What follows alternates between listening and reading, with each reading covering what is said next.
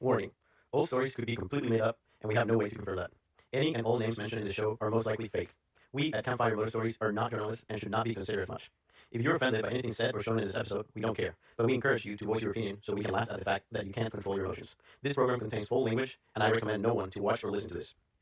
The views and opinions expressed in the program are those of the speaker and do not necessarily reflect the views or positions of the sponsor, any advertisers, or the sponsor's affiliates, employees, or partners. Coming to you live from the Claremont Lounge in Atlanta, Georgia, it's Campfire Moto Stories. Hey everyone, welcome to Campfire Moto Stories. I'm Anthony Bennett. I'm thrilled to have you join us today for our live show. This YouTube show / podcast is all about sharing amazing motorcycle stories from everyday riders like you. Whether it's an epic ride, funny mishap, or an unforgettable adventure, we want to hear it all. Today, we have some fantastic guests in the studio who we'll introduce in just a moment, where we'll dive into their riding stories. Plus, we have exciting segments lined up, including pre-recorded interviews, tech tips, spotlight a stolen bike, and stories sent in by you through website and or phone line. I'll have the phone lines on, so make sure to call in anytime, especially if it has something funny to do with our guests. Lastly, you'll get to hear an awesome story from my 5-year-old son about riding. May or may not be completely made up. But hey, 5-year-old can tell a great story, so can you. Don't forget, you can earn entries into our giveaway by participating in the show. Check out campfiremotostories.com for all the official rules, and by participating in any way, shape, or form, you indicate that you've read the official rules, our terms and conditions. Let's get it started. Another lap around the wall, another request, another call. All I hear, I can't reply.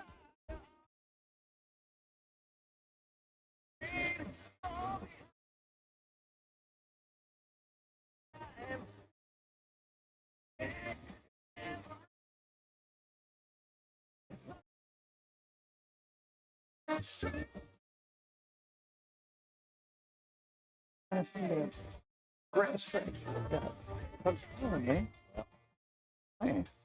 was like, Hey, welcome to Campfire Moto Stories. I'm your host, Anthony Bennett, and we're doing something I haven't had to do before, and I'm extremely ashamed that I have to do it. But I had this amazing guest on. What was it? It was in May, mid-May, yeah, that's about that. and we didn't know that you can't have firearms on the YouTube show. In fact, I'm the firearms. I don't know if I should whatever say it out loud to get flagged again, right? So, but in studio with me today is this amazing guy, Jim Dunham. So welcome in again. Thank you. I thank you so much for coming in and joining us. They'll let us talk about motorcycles, but they don't want us to talk about those other things. And after I met you, I was like, man, there's this other just really old guy I know that had traveled the country with his motorcycle, and I was like, I really got to get him on with him because you two are just gonna. You didn't get to hear any of it, so it's just gonna be your first time you get to hear it, and it's kind of gonna be my first time too because what I did, I was so upset and depressed that it kicked us off and I wasted your time that, I broke out, because you're an old Western guy, I broke out the old school whiskey and I just got blackout drunk and completely forgot about that night. And I gave my wife the best 3.5 minutes of her life afterwards. Any video? Well, I was saying that because I was leading into, our icebreaker. And last time I didn't really have one for him because we don't have too much of a relationship, but we ended on 2 Pump Chump. And I wasn't sure if we could. I'm not going to bring that one to you, but I wanted to bring it up again just to give an icebreaker or whatever. And you can tell Jim this story after hours because it was one of the most amazing What's stories. funny about getting cut off is that we were focused on safety. Yeah. We were just literally talking about the importance of safety and handling weapons safely and everything. And all of a sudden, they took us off because they just didn't want anything about that subject. They just didn't want it. So Yeah, so I text my wife because she's a big gun fanatic, and I said, "Hey, bring up some of your old revolvers." She's like got a Super Red Hawk, a Super Black Hawk, for like a 44 mags, right? And I was like, "Just bring him to him and just let him do his thing." And literally, this guy just takes him and he's like explaining all the like safety stuff. He even complimented her for bringing them to her safely. They were open, like to show, you know, like and just within 10 minutes. Gone. It's like, oh. So since then, I've invested thousands into extra cameras and all this other stuff to make sure if that happens, I have a backup recording. Now, here's the funny thing. I required the last one maybe last Wednesday, and I'm a professional procrastinator, so it wasn't until yesterday I started to test them out. And it turns out the camera that I bought to film in 4K or anything only goes 30 minutes and it shuts off. So I spent all this time, all this money since mid-May to get extra backup stuff. That's about like your moto ride. Yeah. Out. Out, sir. Let's not get the party started. So, but I since then have just like grinded and figured out a backup to my backup. So there's a backup to the backup in case it gets shut down again. Good. But that's yeah, good. I've spent a lot of money to find out that they weren't going to work. Yeah. So that's what I get. I do a lot of research, but apparently I don't research enough. So just like anything else. Yeah. But sorry, you got to change that leg. I don't be rubbing your leg all night, sir. Okay. I know you want it, but so my actual icebreaker to Jim was what was the most embarrassing thing that's happened to you on a bike?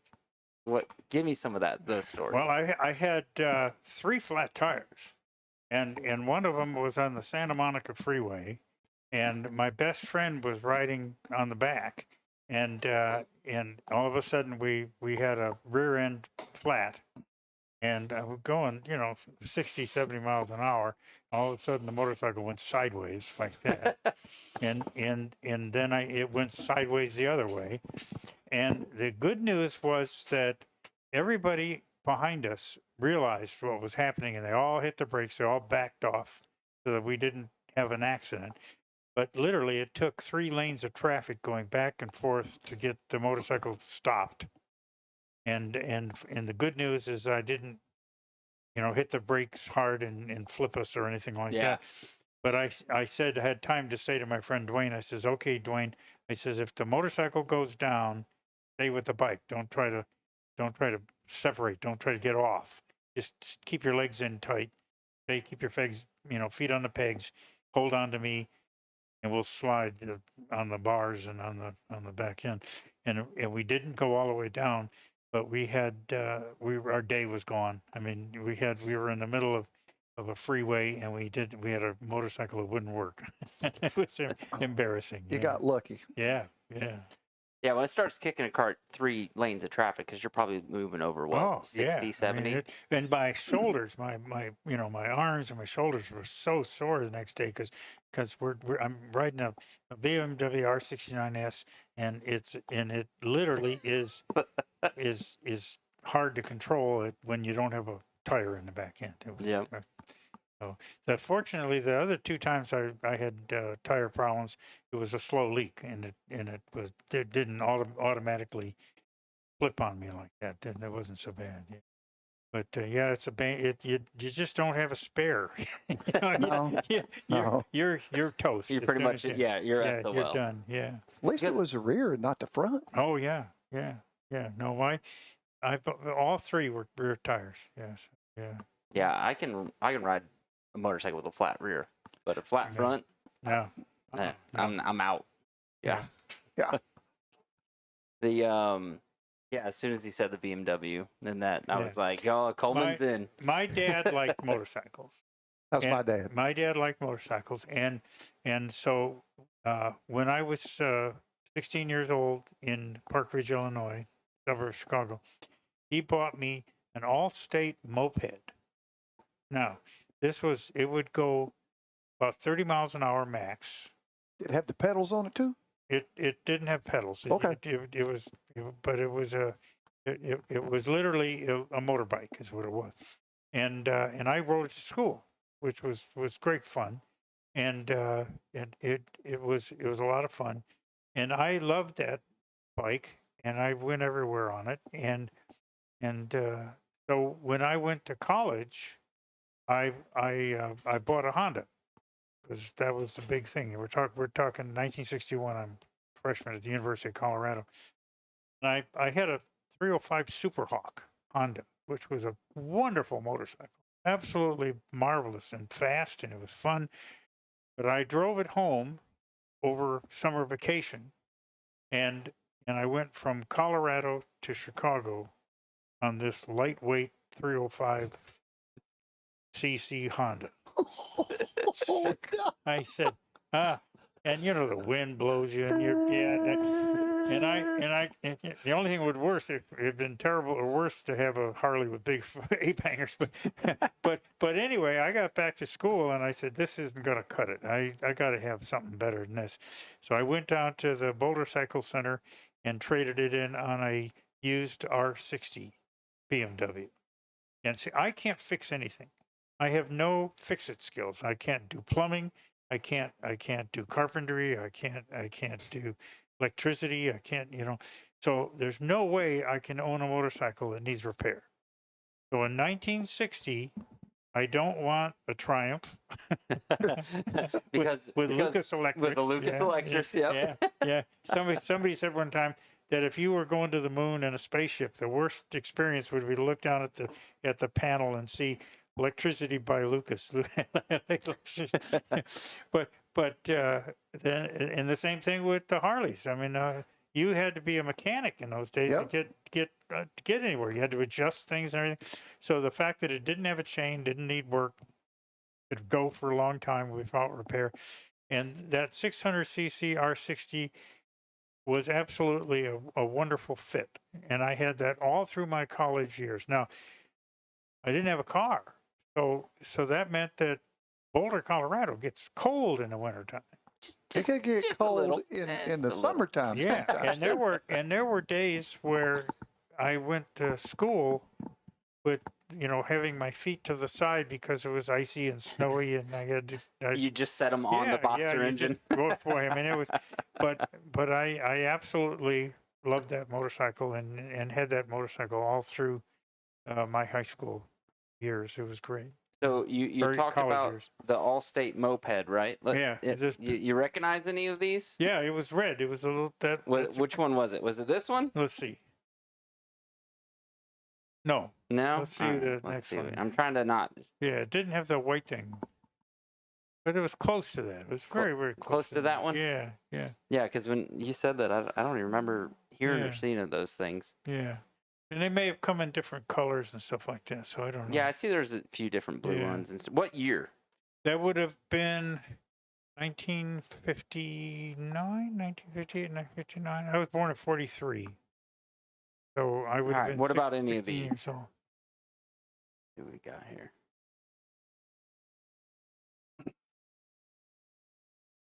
The one upper left there, that one. That one? That looks good. Yeah, that really looks like it. Yeah. Wow. Yeah. So it's funny. There was a time where we worked at a Suzuki Victory dealership not too long ago. Polaris as well. No, not too long ago. Goddamn, 15 years ago.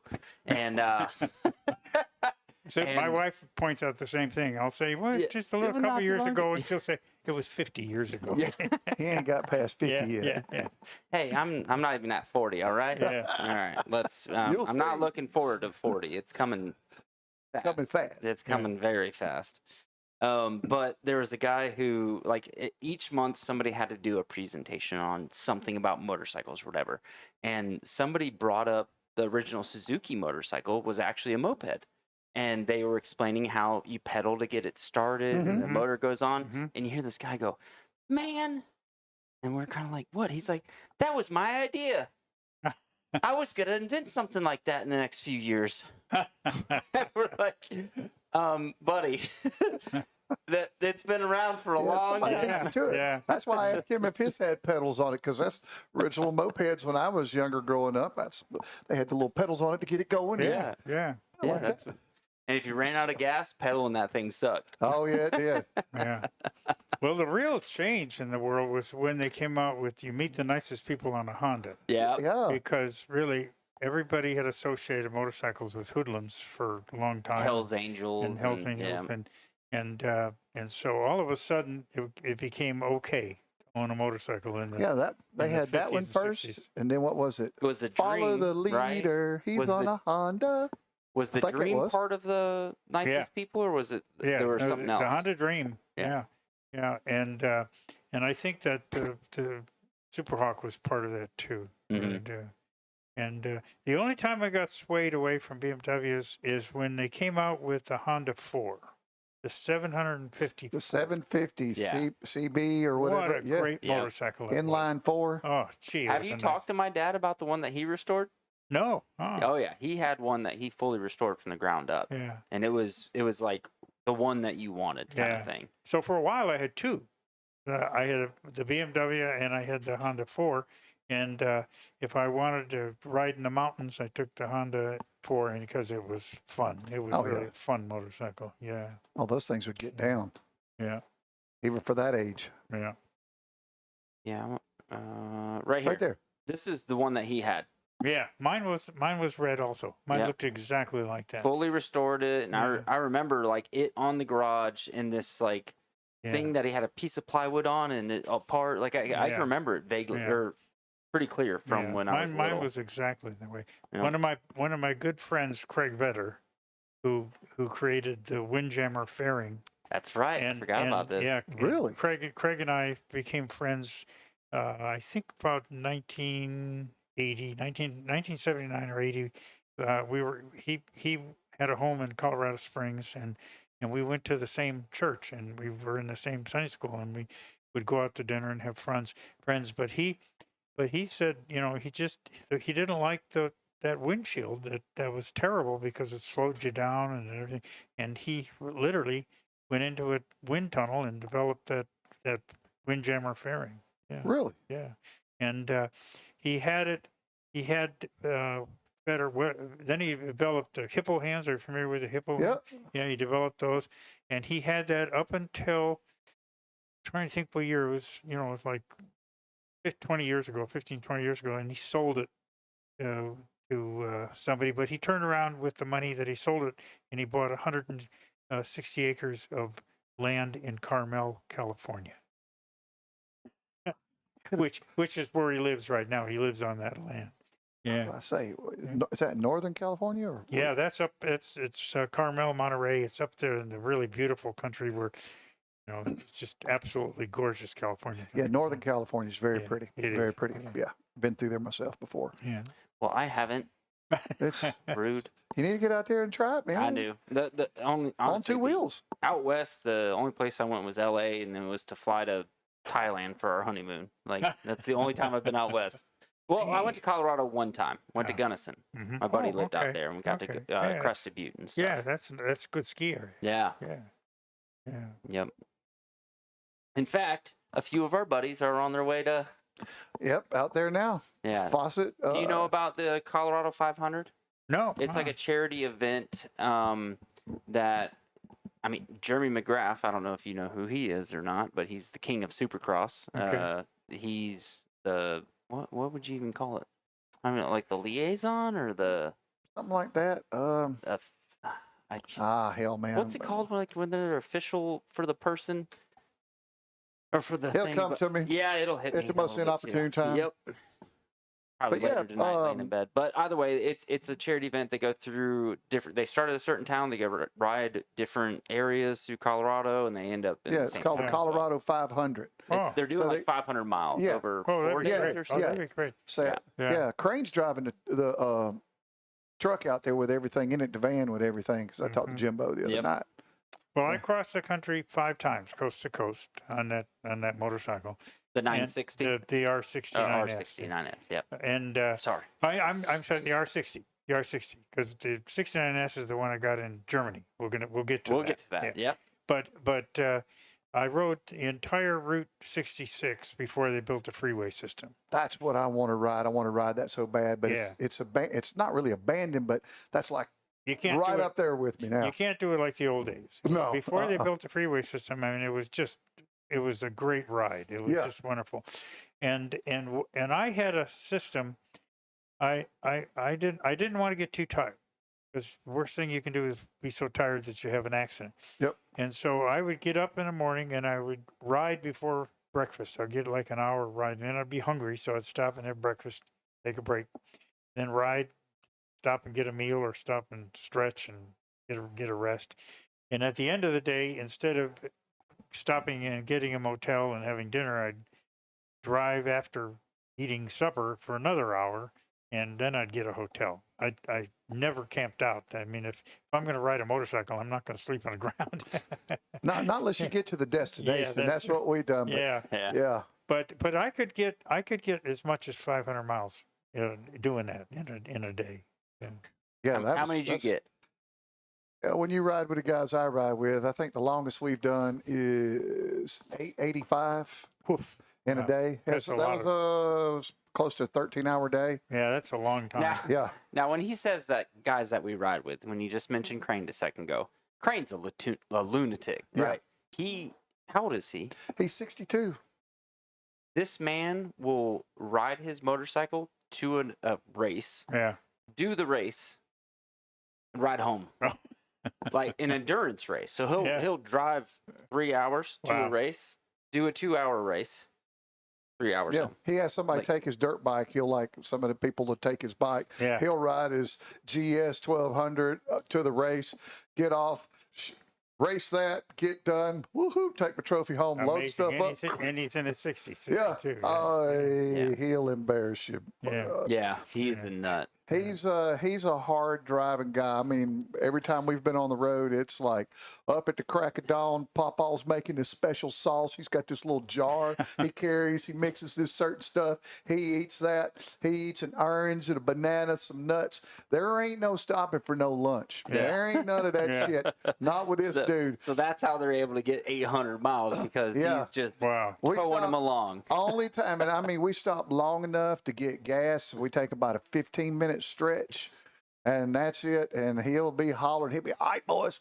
time to roll. Come on, we gotta go. We gotta go. We gotta go. If you think we're gonna make it, we gotta go. But Yeah. No, yeah, I don't see any need. If you're going to ride motorcycle, I don't see any need to go that many hours without sleeping somewhere. That's where he's a nut. yeah. Yeah. Well, we always we have like a guy that we call concierge. Mhm.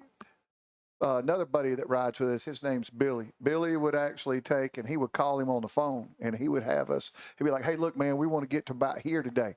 Find us a room. So probably about the second or third fuel stop around lunchtime, he go, all right, man, we got us a room in such and such town, such and such time. He goes, we got about 580 miles to go, man, and we already done put like 250 Yeah, I on the know. road. To get to your and he's hotel, like, yeah. we got 580 to go, Yeah. man. And it's Katie bar the door. Yeah. And then when we get there, it's just unload your bike, just throw your bag on there. We're going to eat, and we go get something because you're gaining time when you go across the country. Yeah, oh, sure. Like If that. you're going So that way, you're going yeah. back. So Yeah. I've been across country a couple times Yeah. with these guys. Yeah. Yeah. You missed the last one though. Yeah, I know. I'd already been out there with them. I'd already been to Colorado and the areas they went to. But since I think the last time I was here, man, we did Canada. Remember? Me, Billy, Tyler, and Mike. We went to Canada up there. We crossed in Buffalo up there, went to Niagara Falls. Did that. And then we went across 4 provinces. We turned, went through Ontario, went to Quebec City, Oh. across New Brunswick. Then we went to Nova Scotia. Sure. Yeah, and that was, hell, we was only gone 8 days, I That's think. beautiful country. It is. Yeah, great country. And they can drive up there too. Yeah. I kid you not. I've never been to a country that people get out of your way in the hammer lane. When you would roll up behind them, I kid you not, the thing up there in Canada, I don't know what it is, but they turn their left turn signal on. When you be coming up on somebody, they turn their left turn signal on. As soon as you turn that Right left away. turn signal on, person moves right out of the way. Like that. No holding up the hammer Wow. lane. And boom, they go over just Wow. right on by them. Yeah. I mean, it was the most polite. And I mean, on the way home, as soon as we crossed the main state line, crossed the border, and come back, I kid you not, man, within 30 miles, jackasses in the left lane, hopping over, shooting your birds. And you're like, well, Yeah. welcome home. Yeah. Yeah. So I know most of the trips you've done have been like east to west coast, right? Have you got to go up on the bike? I've had friends that were in North Carolina. Mm-hmm. And so I'd go from Chicago to North Carolina to see them, and then I'd go all the way to Los Angeles. Oh, hey, Yeah. that's what I'm talking about. Yeah, we take we made it to Seattle, and we took a 5-hour break, about a 5 or 6 hour break in Sturgis when we did that. and we made it all the way. I think it was 2,800, right at 2,900 miles from Atlanta, GA to Seattle, Washington, and we made it in like 3.25 days. Right. I mean, we had like one day that was 885, another day that was 771. Our shortest day, I think, was like 580 miles. Yeah. That's too much pushing for me. Yeah, I'm not a big fan of that. If you're in a car, then it's no big deal. But these guys, they like to roll, and I mean, once you get out west, it's 80 miles an hour the speed limit. Yeah. They'd set the cruise control on like 95. I mean, it just like, I mean, we would just cruise. One of the motorcycles we'll get around to talk about I bought in Germany, and riding on the Autobahn is a whole different world. That's what I'd like to do. Somebody asked me, says, how fast will that motorcycle go?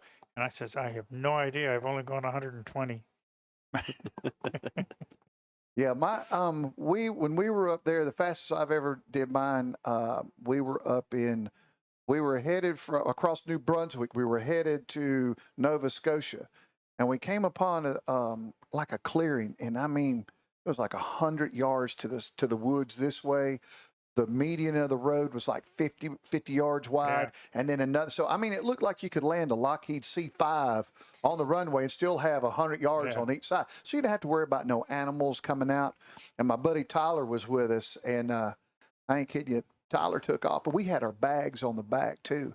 Next thing I know, he just drops the hammer and he's gone. I was like, well, I ain't going to be the only one sitting here. So I cranked it, and I looked down, and I mean, because I wasn't really wanting to look down. I was really because I knew we was moving. Yeah. 135. We were just sitting there, and we cruised like that. I ride a BMW what's that? Hell, I forgot. K1200. Okay. Yeah, it's a sport touring bike. Yeah. But it makes 150 horsepower. I mean, it'll get down. It says 170 on the speedo. I don't stay any length of time at that speed, but we did. He had the Life 360 thing. Yeah. And I asked him. I said, thought hey, you were man, going to say you had Life Alert on. Yeah. He said, calling to kick it up. But I ain't kidding you. I said, dude, he goes, we stopped somewhere to get some gas. He goes, look at the alert I got. Big red letters like slow down, crash imminent or something like that. It said we held that speed. I mean, it was like 3 minutes, 38 seconds. I mean, we were just riding, looking at each other like this. Just, yeah. And I mean, and my bike tax out at 10.2. I was sitting like at $8,000. I still had 2,500 RPM left to roll. So why didn't you do the rest of it? Well, we were cruising along, close, and we were we were looking, and he started slowing down, and then I guess Mike, he got kind of aggravated. Now he was on that boxer motor, that GS 1200. I looked in the mirror. We done brought it down to about 100. I looked in the mirror, man, and I seen something coming on us fast. Hell, I was like, "Oh, Pawpaw, man, he feel like he left out." I ain't kidding you, man. He come flying up on us, and we moved over to give him room. But I wasn't gonna let you boys ride down the road by yourself. I was like, I didn't know that 1200 would run like that. Wow. He hit probably 125, 130. He said, I was like, I had no clue that those things would run like that. But of course, with him riding. I always tell people that telephone poles go by so fast they look like slats in a picket fence. Yes. Yeah. I ducked down behind the windshield, and I mean, I couldn't believe it. I mean, we were just riding. I was listening to music, and I remember this song had just come on right before we had really cracked it good. I mean, the song play, most songs, about 2 minutes, 30 seconds, something like that. 3 minutes, somewhere around there. The whole time that song played, and by the time that we rolled off the throttle, the song was going off in my headphones. I didn't have no time to touch nothing. I was just too busy leaning down like this right here. I didn't even look at the speedo because I was like, I am not looking. I am paying attention. Yeah. Things are going to happen fast, and that's what the Life 360 said. So I was like, okay, I'll take your word for it. All right, so I'm gonna test your math skills then. So you're on a $130 for 3 minutes. How many miles did you go? Don't ask me that. Not on live. No. I don't know, but we were covering ground quick. Yeah. I mean, so that's mine. Except when I was younger, snuck Dad's Gold Wing out, and we got that up. Mike was driving. About 7. Do what? 7 miles. 7 miles. Yeah. We were hauling the mail. Yeah.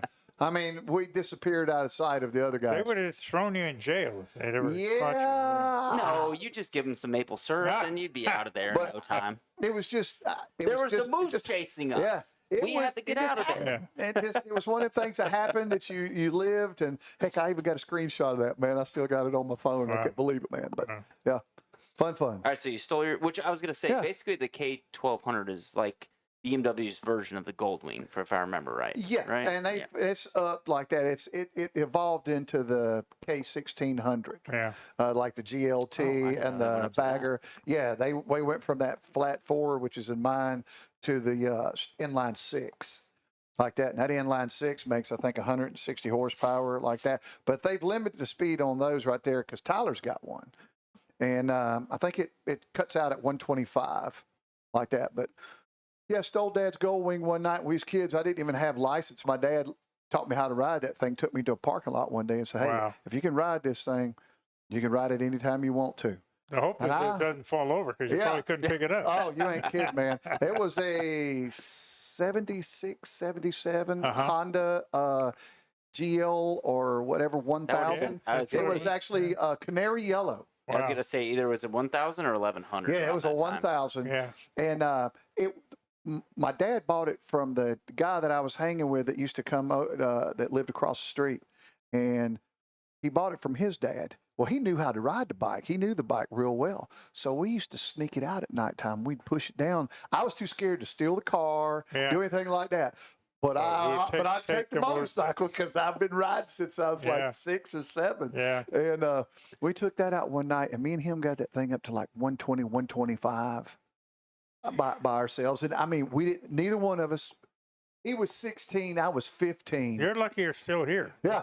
Oh, yeah. Yeah. Yeah, for sure. Oh yeah, yeah. But Yeah. blast, just old bikes, man. I love them. Yeah. Well, I loved them too, and so as a college student, my good friend and I we rented a house. There's 3 of us that rented a house as sophomores in college, and my friend had a Volkswagen, and I had the BMW R60, and then we had 2 Falcons, 2 Prairie Falcons who lived in the garage, and we would go hunting with them. Really? His name is Larry Crowley. He's world famous as an expert on birds of prey, of hunting with birds of prey, with falcons. And we used to go out and hunt with him. And I took my wife to visit him one time. He was a science teacher in Boulder for the rest of his career. And we went to visit him, and he said, "You want to go hunt?" And Suzanne said, "Oh yeah." And so we went out. We sent the bird up, and the bird hit a pigeon or a sparrow or something like that. The problem is that it came down to the ground, and the bird wasn't dead. It was going, "Oh, oh, oh," crying out. Suzanne says, "I don't like this anymore. This is." Don't those falcons like hit them with their They head or hit 'em something? Yeah, hard, they just but don't they dive bomb them or something They like do, that? Knock but them out of the they sky. do, but they don't always die right away. They don't always die. And what Larry would do is immediately he would go up and take the wounded bird and snap its neck, kill it, and then give some chicken to the falcon, because the falcon is killing this bird for you. Yep. Yeah, it's like a little treat. Yeah, right. And but Suzanne didn't like it. But anyway, I made a sign for the front door that said, "The family that prays together stays together." Preys.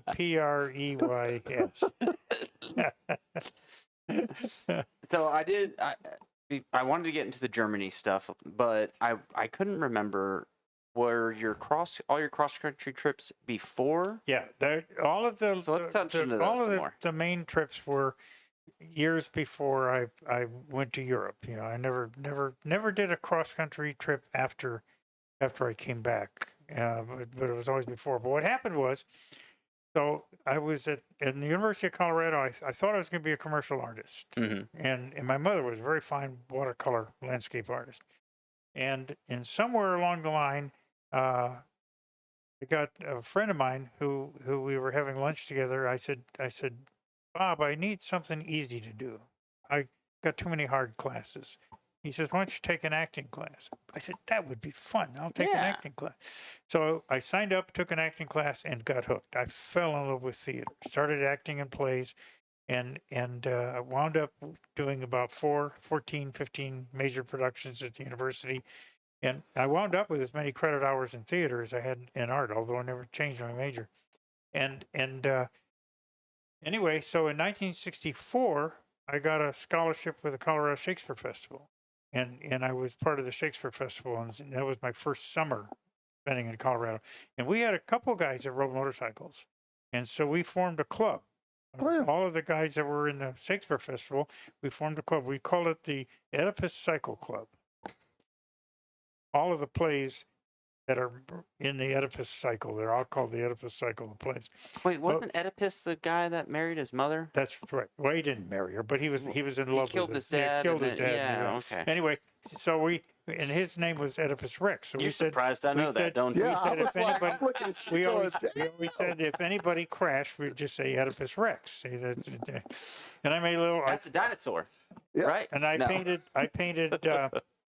a comedy tragedy mask on my bell helmet and everything, and it was fun. But that was my first experience riding with groups, going places, and we would take up in the mountains. We'd go up into the Colorado mountains on every free day we had. And I became acquainted with Estes Park, which was a tourist town. And all through these years, I had never given up my love of doing fast draw and gun stuff. And I could draw fast, and I could spin and twirl guns and flip them and throw them and catch them in the air and stuff like that. And one day the head of the theater department came to me and he says, Dunham, he says, we get calls from Rotary clubs and Kiwanis clubs and church groups. They're always looking for a program. You want to do something with your skill, and I'll send them to you and you can do a program. And I said, yeah. So that was when I first sat down and actually wrote some shows devoted to this skill set that I had. And I came up with a show, or about 3 different shows, but my main one was a little bit of comedy, told some comedy, a little bit of history, but most of it was I could recreate every gun trick I'd ever seen in any Western or movie. I could recreate it and do it and talk about how it maybe was or was not used in historical gunfights and stuff like that.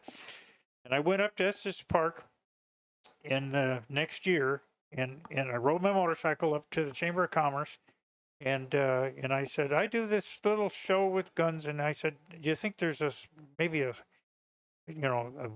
kind of a place that might hire me? Maybe, has a program or thing like that? And he said, well, there's a supper club place. They serve dinner on a tin plate, call it a chuck wagon. The guy sings cowboy songs. They sing Sons of the Pioneers, Tumbling Tumbleweed, Cool Rider, Ghost Riders in the Sky. So I drive over there, and I met Babe Humphrey and Bob Minster and Paul Moyers, who had this business, the Fall River Chuck Wagon Supper and Western Shows. Told him what I did, and he said, you want a job? And I said, yeah. So he hired me, and I spent 1965 was my first summer, literally, doing that for a living, spinning, twirling guns, talking about Western movies. And I did that in Estes Park for the next few summers in a row. What a gig. Yeah, wasn't that fun? And then in 1967, I went out, actually drove my motorcycle to Los Angeles because my best friend was getting married. And he wanted me to be part of the wedding. And I drove out there, and he had gotten his master's degree in cinematography because he wanted to go into film business. He later became an editor for Walt Disney. He worked for Walt Disney. And so Dwayne said, with your skill with that stuff you can do, maybe there's a job in the movie business. I said, yeah, maybe, yeah. So I drove my motorcycle to 20th Century Fox. Actually, he got me an interview. Because I said, that's crazy. Nobody's going to talk to me. You can't get into those guys.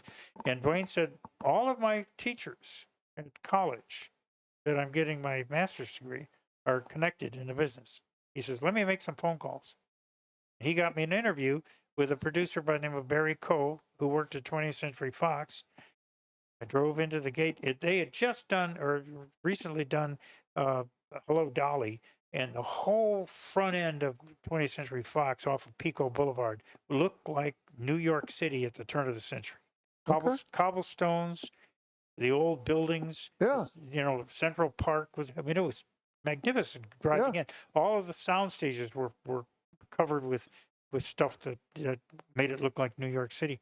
But anyway, so I go up and introduce myself to Barry Coe, and he says, "Let's see what you do." And I have a little suitcase tied on the back of my BMW, and I went in and I flipped him on and did. And he says, "You want a job?" I said, "In movies?" And he says, "Well," he says, "what we do is we have studio tours. We have people that ride trams around. Yeah. And we have 22 sound stages. We have got all kinds of stuff to look at. But what we can't let those people do is watch a real movie being made because they'll cough and sneeze and create a disturbance. And people will go crazy. So we take them around, show them as much as we can. They end up at the Western town. 20th had a magnificent Western street, second only to Paramount. Paramount had the best. The stuntmen, there's a group of stuntmen, that about 6 of them, and they put on a stunt show. And he says, "You've got theater background, theater experience. You could MC that show, and you could shoot the guys off the roof, and you could, be part of that whole program. And then, since you're under contract and since you're here on the lot, whenever we have an actor who needs to learn how to do that stuff, you could teach him." I said, "This is a gift from God." Yeah, right. Said, this was so I went to work for 20th doing the studio tour shows. We had about 4 shows a day. And then the rest of the day, we could go do whatever you want.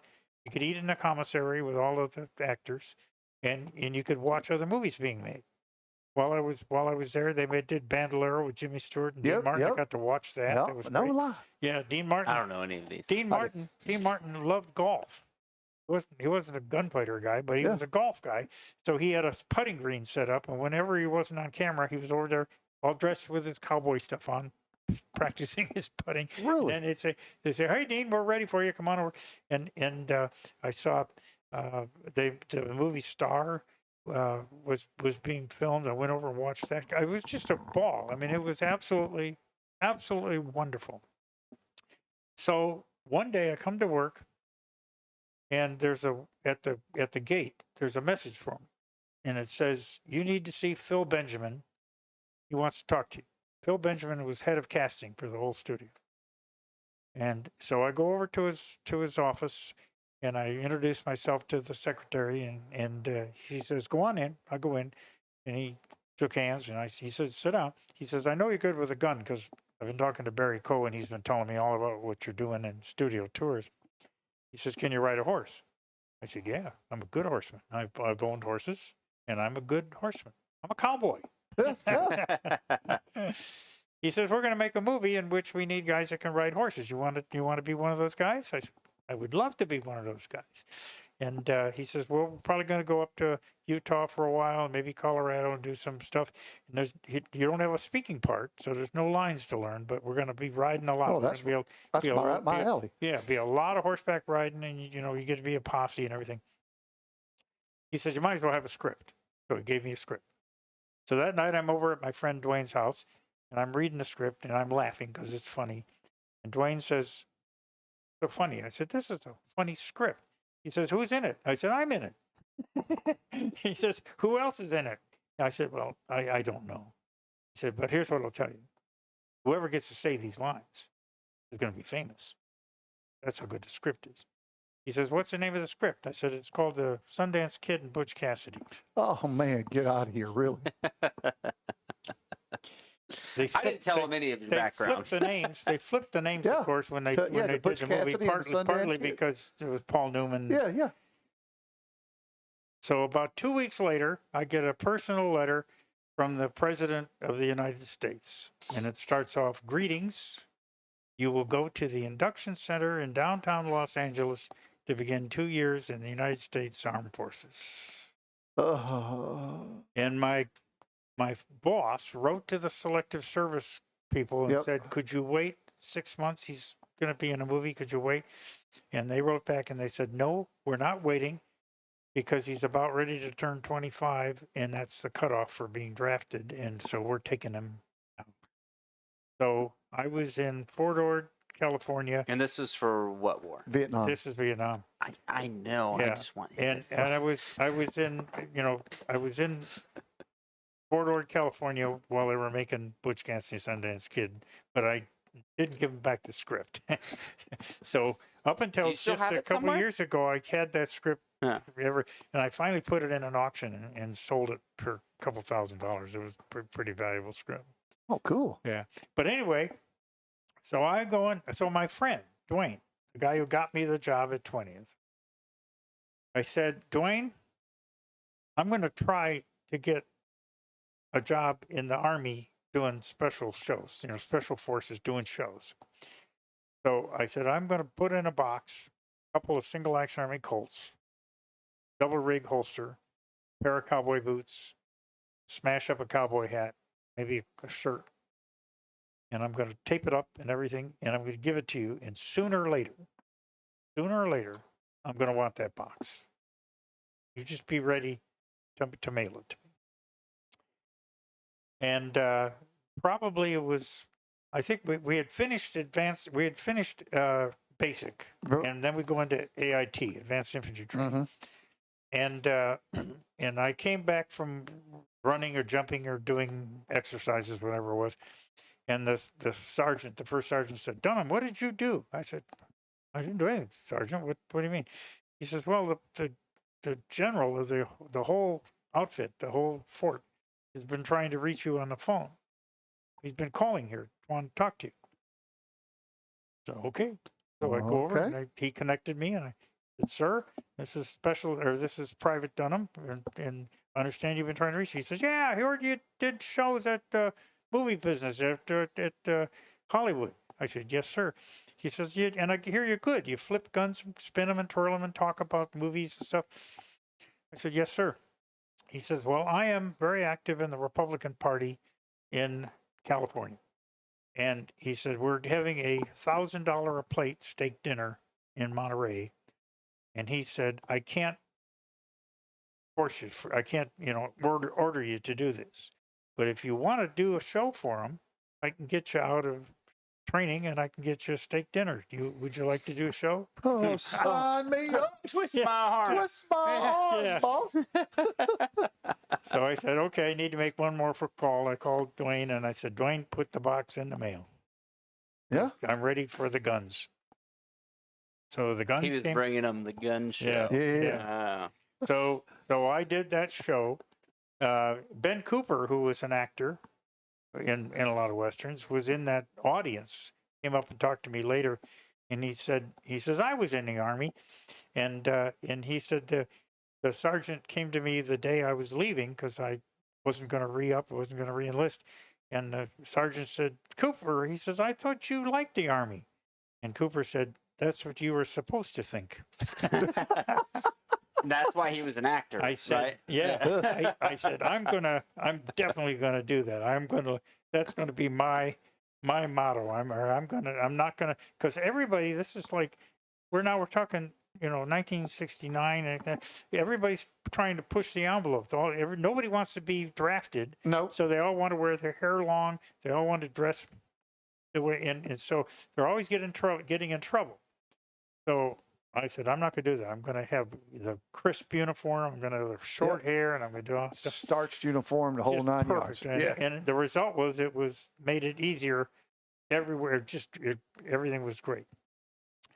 So there's about 200 of us at the end of the training, and we're all waiting for our orders, and they're reading them off. Anderson, Vietnam. Atchison, Vietnam. Baker, Vietnam. Burston, Vietnam. Duncan, Vietnam. Dunham, Germany. There was probably 5 or 6 out of 200 that didn't go to Vietnam, that went to someplace else. So I'm on a plane, or I'm getting ready to get on a plane in Fort Dix, New Jersey, getting ready to fly to Frankfurt. Going to be with the 3rd Armored Division there. And the sergeant is watching people go by. He's been doing this for years. And he says, if you have anything to declare, switchblade knives, fireworks, explosives, firearms, if you have anything to declare as you go by, declare what you have. Nobody's ever declared anything. Huh. So as I go by, he said, do you have anything to declare? And I said, yes, Sergeant. He said, you do? What do you got? I said, well, I got a pair of single-action Army Colts in the bottom of my duffel bag. He says, you got guns in the duffel bag? I said, yes, sir. Or yes, Sergeant. Yeah. I said, "You want to see him?" He said, "Oh, no, I don't want to see him." He said, "Well, when you get to your duty station, tell them you got him so that because they're not going to want to let you keep them in the wall locker. They're going to want you to check them in." He's probably just flabbergasted that nobody's ever said that. Nobody's ever said it. Yeah, first time. Anyway, so I got there. I checked him in. They put him in the armory. Everything, and it's in the 3rd Armored Division. I was about 25, maybe 30 kilometers from Frankfurt in Karlsruhe, Germany. 3rd Armored was Patton's unit. That was what he had. And right now, I'm sort of like all I've done is training, so they haven't really done anything with me. But the guy who wrote the articles for the military publications for the brigade newspaper and for Army Times and for Stars and Stripes, right? Yep. Brigade Public Affairs Office guy, he contacted me and he said, "I understand you used to do gun tricks in the movies and stuff." And I said, "Yes." And he said, "Could I do a story?" I said, "Sure." So I got all dressed up in my cowboy clothes. We went out there and stood in Butzbach, Germany, where the cobblestones and the old buildings, and Victorian thing. And he took a couple pictures, put it in the magazine, wrote a really nice story, which I hoped would open the doors for performing. Yeah. And so I called him up after it was published, and I said, "Thank you for doing that." And I went to his office and said, "Thank you for writing that. It's going to help." And he said, "Well, I'm glad I could do it because it's the last article I'm going to write before I go to Munich. They're sending me to Munich." I looked around. He had a nice office, a couple desks, had a dark room attached to developing film. I said, "Who's replacing you?" He said, "Well, they haven't picked anybody yet. They haven't got anybody yet." I said, "Who do I need to talk to?" He said, "We got to talk to the colonel." Okay. So I left, walked over to the colonel's headquarters, knocked on the thing. Sergeant Major says, "What is it?" I said, "Sergeant Major, it's Specialist Dunham. I'd like to talk to you about the Brigade Public Affairs Office job." He said, "Did you go through the chain of command?" Gee, this isn't the real world. This is Army world. And you know what's going to happen. The sergeant's going to say no. The commander's going to say no. They're going to do everything because, you're picking up cigarette butts and they don't want to lose you. Yeah. They need somebody to do that. So I'm ready to turn around and leave, and the colonel says, "What is it?" I said, "Sir, Specialist Dunham, I'd like to talk to you about the Brigade Public Affairs Office job." He says, "Come on in, have a seat." He said, "Do you have any background in journalism?" I said, "No, sir. But I have a college education, I don't speak in double negatives, and I can spell." He said, "You have the job." Pow, that quick, huh? Yeah. Boom. So I had a press pass, and I could literally go wherever I wanted to go. I mean, nobody knew what I did because they didn't know what writers do or how they work. Yeah. All of a sudden, I had total freedom, My friend Dwayne writes to me and says, "The next door neighbor saw your motorcycle parked in my garage, wants to buy it. You want to sell it?" I said, "Sell it. Send me the money." He sent me the money. I contacted some guys to put out the word, and I found out that there was a sergeant in Wiesbaden who had a BMW R69S that he wanted to sell. Worked out for you, didn't it? 600cc R69S. Beautiful motorcycle. So what did you sell the other bike for? That was an R60. So what did you sell to your buddy's neighbor? What did I pay? What did he pay for it? Yeah. I don't even remember. I was just wondering if it was going to equal out. It probably was close to the same. Yeah. But I don't even remember. But anyway. I mean, you're getting closer to the source, right? They got to be cheaper. Yeah. I mean, you're right over there. But anyway, I said, "I'll buy it. I want it." Now, what's interesting is that a lot of Air Force guys had motorcycles in here. A lot of Air Force guys. In fact, there were a group of them that started a club called the Bones, which I joined in 1969. Joined that motorcycle club. That was a good year. Yeah. To not be in Vietnam, it was a good year. Yeah. Well, that's the year I was born. Yeah. Yeah, I knew where you were going with that. Anyway, the Army had a rule, and this was an unwritten rule. This was a rule. Unwritten rule. Yeah. No motorcycles. They were afraid you'd kill yourself and you'd slide on the ice on the cobblestones and you'd die. And they didn't want you to die because you were supposed to go to Vietnam and die, not die in Germany. yeah. You know, Which, in all fairness, they probably went Yeah, through a lot a of few before paperwork, they a said, lot you of know what, paperwork we and stuff. probably should cut this off. No motorcycles. But the Army doesn't call a vehicle a car or a motorcycle. They call it a privately owned vehicle, a POV. Privately Yeah. owned vehicle. Yep. So I went to the first sergeant and I says, First Sergeant, I'd like to have the form to purchase a POV while I'm in Europe. He gave me the form, I filled it out. And it says, brand or type or whatever, BMW. And it says find or whatever it said. But I knew what they wanted. They wanted to see coupe, sedan, Yep. motorcycle. I wrote R69, turned into paper. Sergeant says, "Oh, you're getting a BMW. Those are great cars. I like them better than Mercedes. Boy, those are really good cars. I like them." Yeah. Look at it in the company commander, and he says, I wish I could get a BMW. Those are wonderful cars. I like BMWs. Everybody signed off. So I have a pass. I don't need to even check out. I don't even have to, because I have a press pass. So I get a ride to Wiesbaden, and I buy my motorcycle from the sergeant. And he's part of that Bones Motorcycle Club. And he says, our club is going to go to Trier. You want to go with us? He said, I bought some brand new tires. BMW Jackie's shop has brand new tires. You can have them free put on your motorcycle. I said, where's Trier? He said, France. Whoa. I said, let's go. Boom. We take off for Trier. It's right on the border. Yeah. Train. Take off for Trier. By the time we get there, it's pouring down rain. Absolutely just pouring down rain. So we all have dinner and we all stay in the hotel. So it's the next day now. I got new tires. Head back on. Pull up. Go through the gate of Erzkazerne. Pull up to the headquarters and go in. And the first sergeant said, Dunham, you're back. I said, yes, Sergeant. I said, he said, you were gone. You weren't here last night. Somebody had been looking for me, and they went up and they saw I didn't sleep in my bunk. Uh-oh. And so right away they start making a big deal about it. Yep. And they told company commander. The company commander said, well, he went to go get his POV. Hope he didn't crash. We better let the police know that the MPs, they had people looking for me, everything. Anyway, so the first sergeant says, Dunham, you didn't sign out. You were AWOL. You didn't sign out. You just left. You went. And he said, if you had been killed, your mother wouldn't have gotten any money. You were AWOL. Yeah, you were gone. Anyway, so he says you better call the company commander. The company commander walks in right at that moment, and he says, Dunham, you're back. I said, yes, sir. He says, did you get your POV? I said, yes. He says, let's go look at it. Uh-oh. We walk back around, and there it is, up on a stand. He says, that's a motorcycle. I said, yes, sir. It's a BMW motorcycle. He says, that's a motorcycle. I said, yes, sir.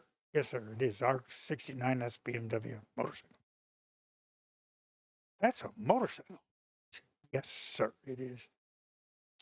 He said, don't ever do that again. What you talking about, man? Oh, no. Yeah. But I got to keep the motorcycle.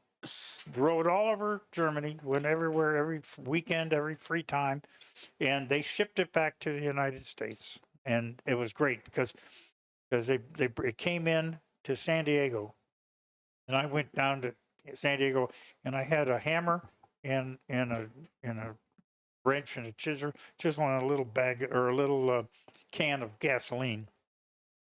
All of the guys working there, they were flabbergasted. They said, "You'll never get that thing started. It's been months on a boat, on a ship. It's all covered with salt and everything. You had to break away all of the wood." Yeah, I had to take it out of the crate. Well, before we go into that, wasn't there some stories of like motorcycle gangs or your buddies and stuff the went back into Germany? Yeah, the Bones. Yeah. And we rode all over Europe. I mean, they were great, and there was about 30 of us that rode together. They were all soldiers. They were all Air Force guys. And the only time I couldn't go with them that I wish I could have is they went to one of the racetracks and got permission to ride the racetracks with their motorcycles. That would have been really Oh fun. yeah. But we just had a ball. Yeah. So was there other stories to the bones? I kind of vaguely remember some from when you. Yeah, were we here looked last it up time. and we found them. That they were actually and they had colors. Everybody got a vest and it was like a skull hand. It was like a bones hand. I don't know if bones meant anything. But All right, so Bones. BONES, Bones Motorcycle Club in Germany. Oh, it's so far away. Actually, I can't read it that yeah. well. No. Yeah. Damn it! I'm turning 40. Yeah, man. Yours is happening kind of quick though, man. Yeah. Because I can still see good. Oh, you know what's funny is it's still in my saved history. Oh, okay. Last time I was there. All right. Oh, there it is. There's our colors. Yeah. Go check that out. Yeah.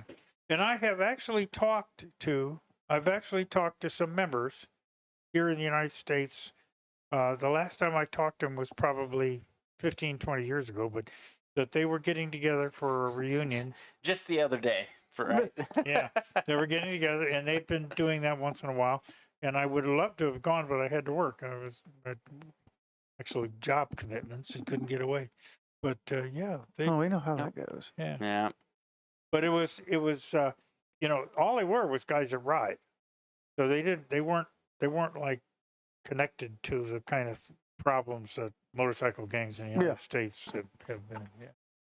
But what's funny is that when I got the motorcycle, I was able to kick it over with just like the 3 kicks, and because that was the motorcycle you had to kick it with your foot. You didn't have a thing to push. Yeah. And I put the gas in, pushed a little oil in it, and boom, boom. So I drove it home. And a couple of days later, I was down in Santa Monica Pier. Yeah. And there were a bunch of guys parked, motorcycle parked. And I said, "Hi, I'm just back from Germany, and I've got my motorcycle and everything."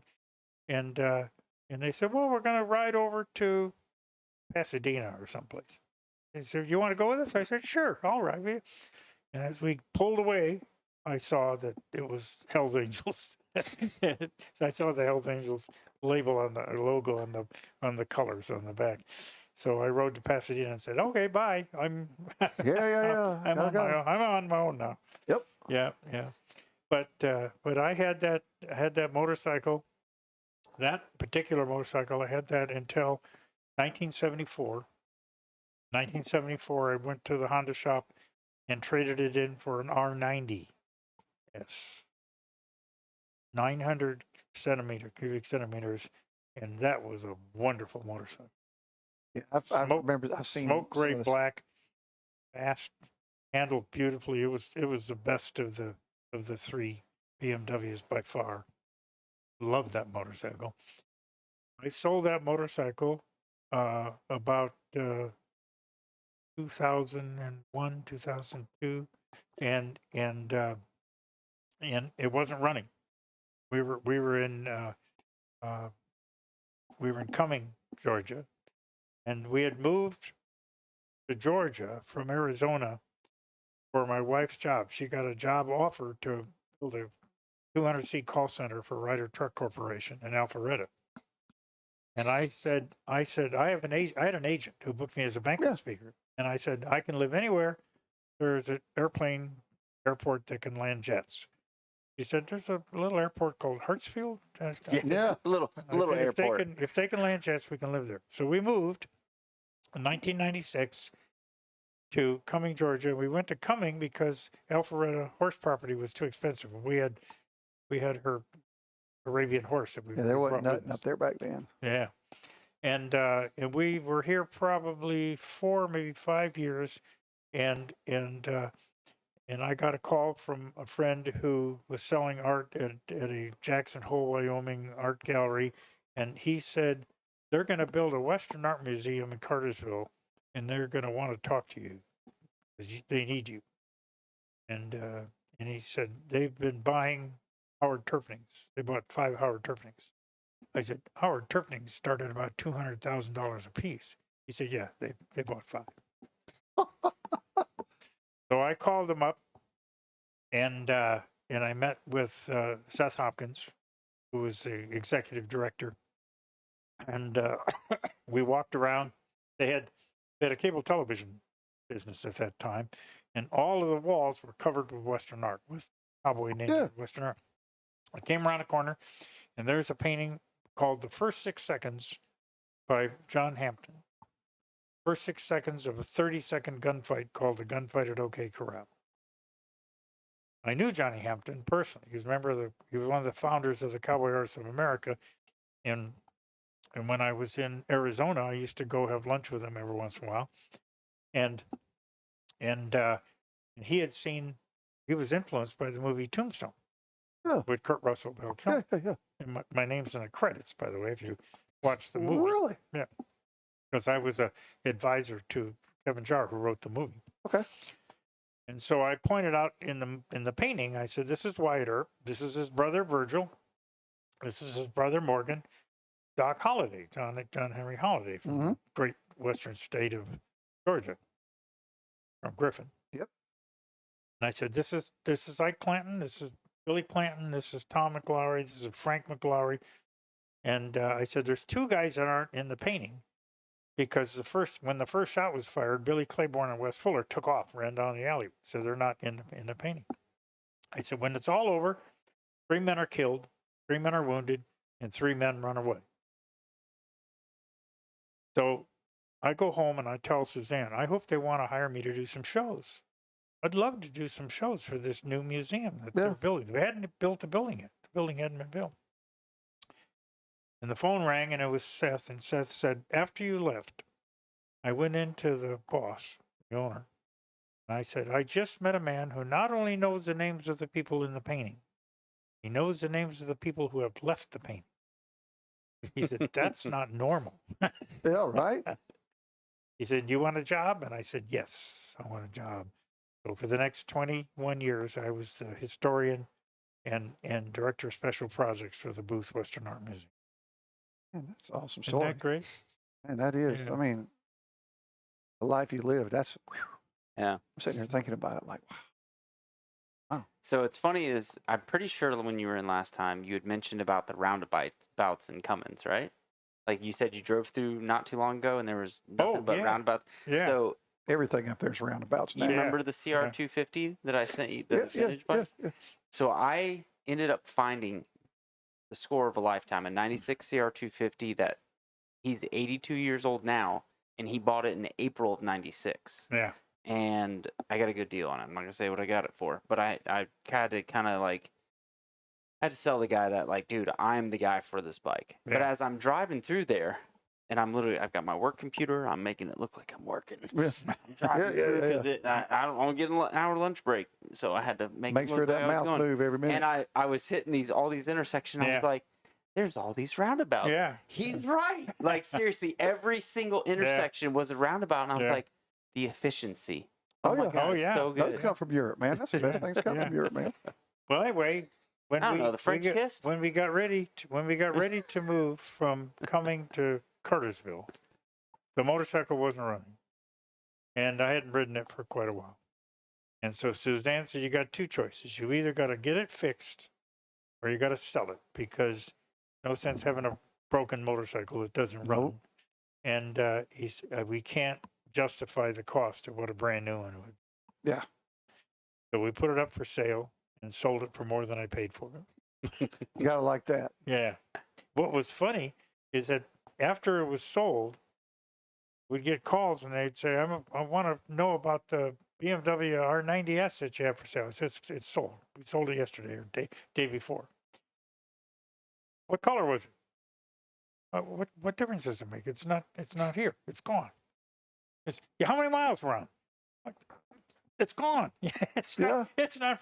These people were collectors. They wanted to know about the motorcycle. They wanted to talk about the motorcycle. And what they were going to do, the next thing they were going to ask you is who'd you sell it to if it was the right information. Then they were going to find that person. They were going to offer them more money. And I know this because my dad has done this for Chrome Z50s and some other things before. So, yeah. And little swindlers. Yeah.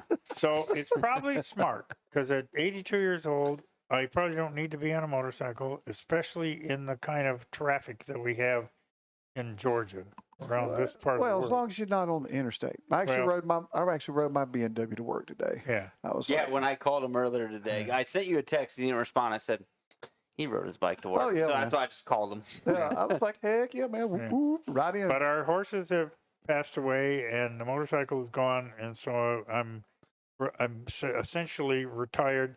And now my wife just says, you got to be careful in your car. Had a lifetime full of memories and stories. Oh, my goodness, yes. Oh, well, I'm just going to say, like, if you ever get the itch and you need to go across country, Coleman puts you on the back. He'll throw you right on the back. You got to go. Hopefully, you don't get to relive. I believe you can probably still ride. You look pretty spry now. I think your knees still pretty good. Do. Yeah, we do. We hike. And we kayak, so we're still pretty healthy.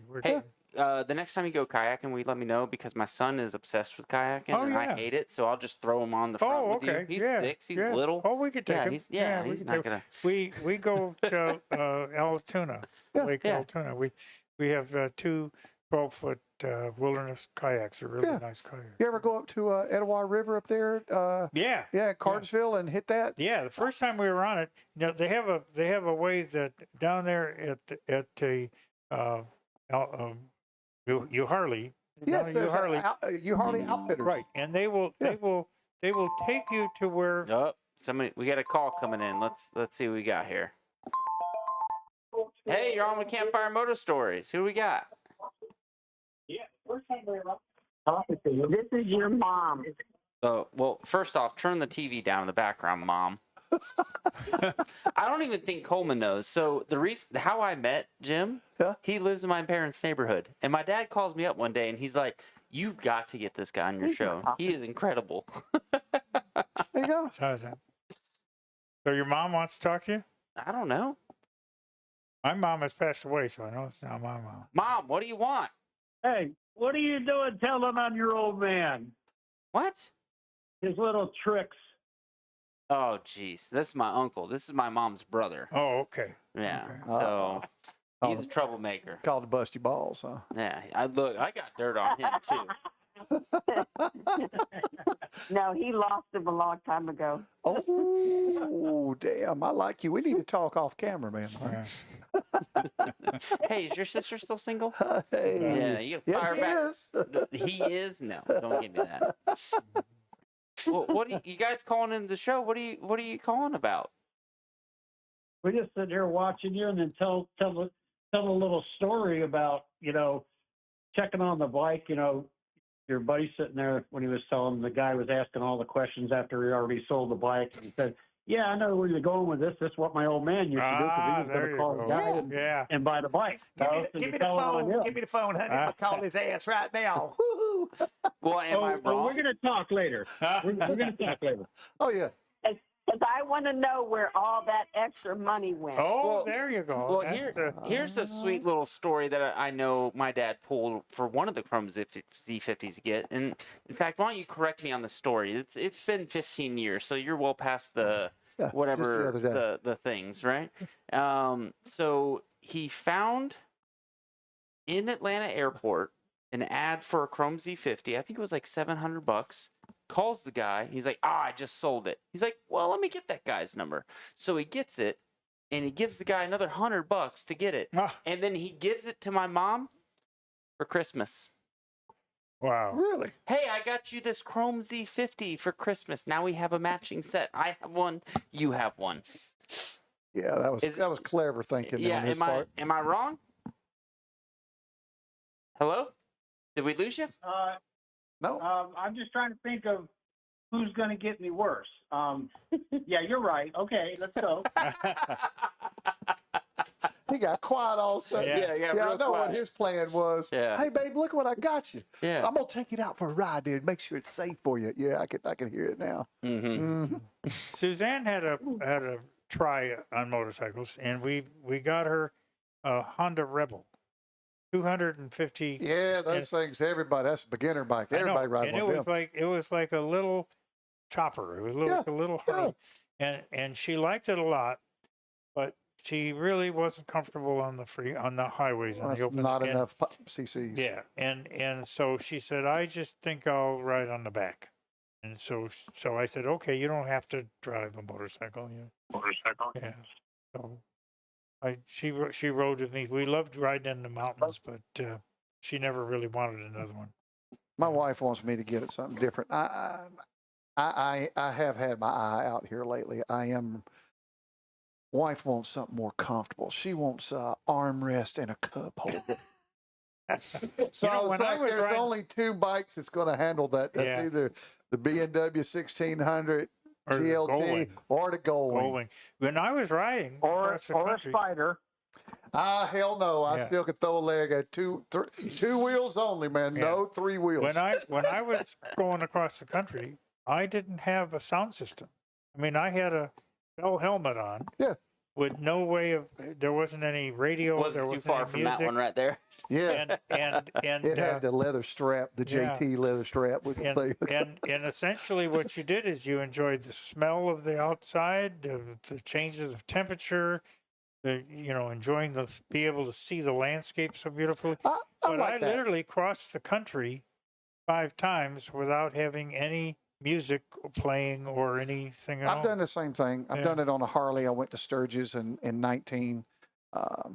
Then I've crossed the country a couple times, been out like Colorado, the Grand Tetons, the Yellowstone, then on up to Glacier National Park. That's a great country. Oh, it is. It's so beautiful. The Rocky Mountains are just something on a bike. I mean, it is. But yeah.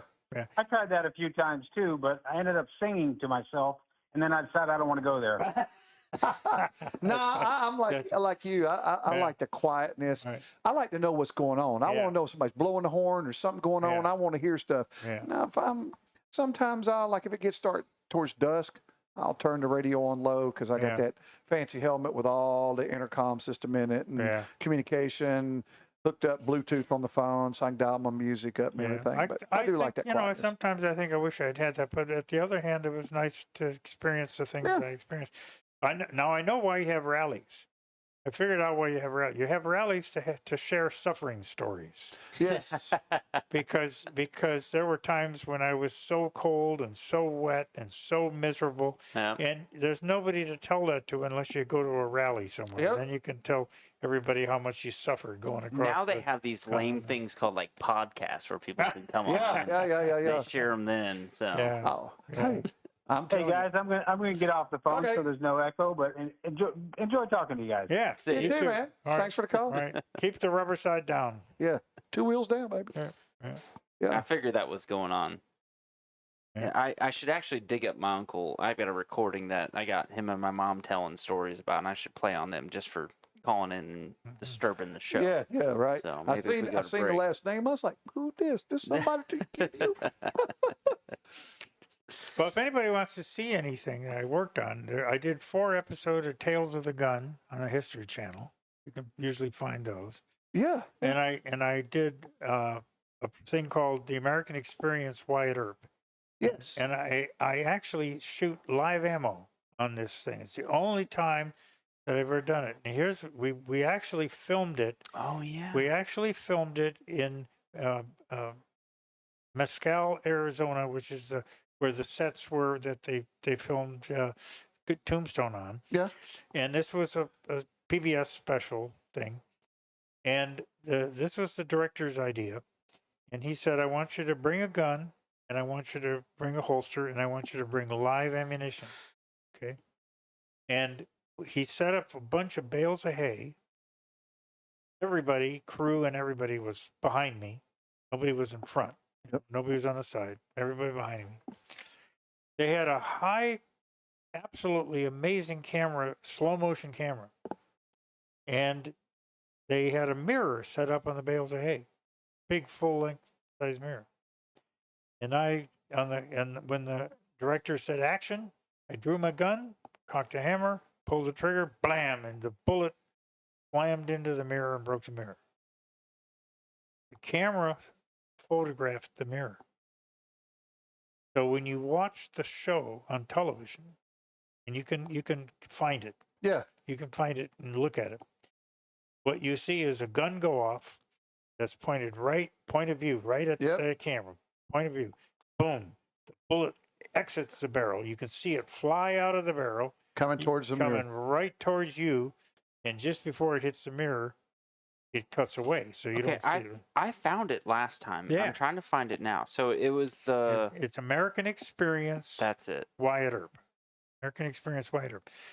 And the only way you would know that it was fake, or that it wasn't being shot at the camera, is if you knew that I was right-handed, because the camera or the mirror shows it backwards. So the gun comes out on the left hand, and then the single action Army Colt, the ejector rod is on the right hand side of the barrel, and they never made one with the ejector rod on the other side. But you'd never notice that. You'd never be able to see it. I mean, but that was a lot of fun. And then I did a film, HBO Western called Blind Justice with Armand Assante. And Armand was a super guy, neat actor, good actor, a real nice guy, but he couldn't handle a gun worth beans. He couldn't do anything. So all of every trick, every draw was my hand being photographed with his shirt and makeup and stuff. And I did that, and they did a close up of me drawing the gun and rolling it in the holster and stuff. And so you don't see my face or anything, but you see my hands. And then I worked on a Quantum Leap episode. Remember the Quantum Leap did an episode called The Last Gunfight. And Scott Bakula goes into the characters and becomes somebody else. Yep. Right. So this was basically based upon a Wyatt Earp story.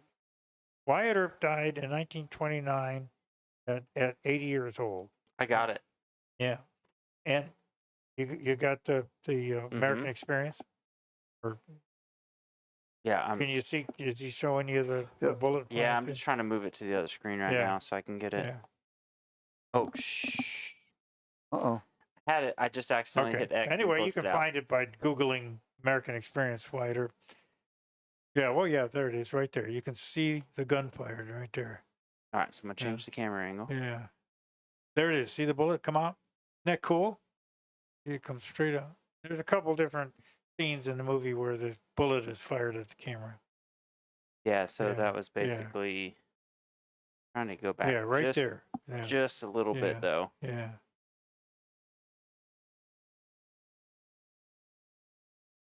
Heck yeah. There it is, coming right at you. Look at that. Yeah, pretty cool. Anyway, so the story is that one of the guys that Wyatt Earp faced at the OK Corral is still alive, and he's mad. And Tombstone, Arizona is having a thing called Eldorado Days, a special weekend of talking about the gunfight and Wyatt Earp and stuff, which is what they really do that. They started doing that in the 1930s. Anyway, so the guy who was the Ike Clanton character now wants to kill Wyatt Earp. He's 80 years old, but he's not happy that he lost the gunfight and that he's not famous, that he's considered the bad guy, and that Wyatt Earp got the fame. So Scott Bakula goes into this character that's 80 years old and becomes this Wyatt Earp character. But he's not really Wyatt Earp, so he doesn't know how to handle a gun. Yep. So Dean Stockwell, his advisor guy, has got to teach him. So I went out and I taught Dean Stockwell how to handle a gun, and I taught Scott Bakula how to handle a gun. And then when we actually filmed it, I went back about 3 weeks later and was on the set when they filmed it in case they had trouble doing it, and I had to do the tricks instead. but I worked on the Quantum Leap. You know, they've actually redone that series. Yeah, they have. I know. I I just didn't seen realize. it. I just saw it on Netflix. the Yeah, I other did. day, Same and I was thing. like, "Wait, I what?" was And it was Yeah. like with an Asian guy I or was like, something. now that's when you know you're getting old. When they redo a series, With an you're watching, Asian you're guy. like, Yeah. Which is funny oh because my God. I only remember it because of my sister and maybe my dad and mom watching it when I was really young because Yeah. it was in the 90s, Yeah, right? that yeah, they it was made it. it was mid '90s. Yeah, mid early to mid '90s. Yeah, because I'm not 40 yet, so I'm Yeah. I Yeah. was young at that point. Golly, man. But that was Forget how young those you were, is. all of those were fun things to do. They really were. Very interesting. Yeah. Very interesting. So the what's some of the other stuff that I made a few other notes about different things, and for some reason I wrote down Willie Nelson last time you were here. Oh yeah. Okay. Yeah. So when I came back from the Army, I went back to California, and my job was gone because they had canceled studio tours at 20th Century Fox. All of the guys that had worked at 20th had gone over to Universal, and they were all doing studio tours at Universal. Yep.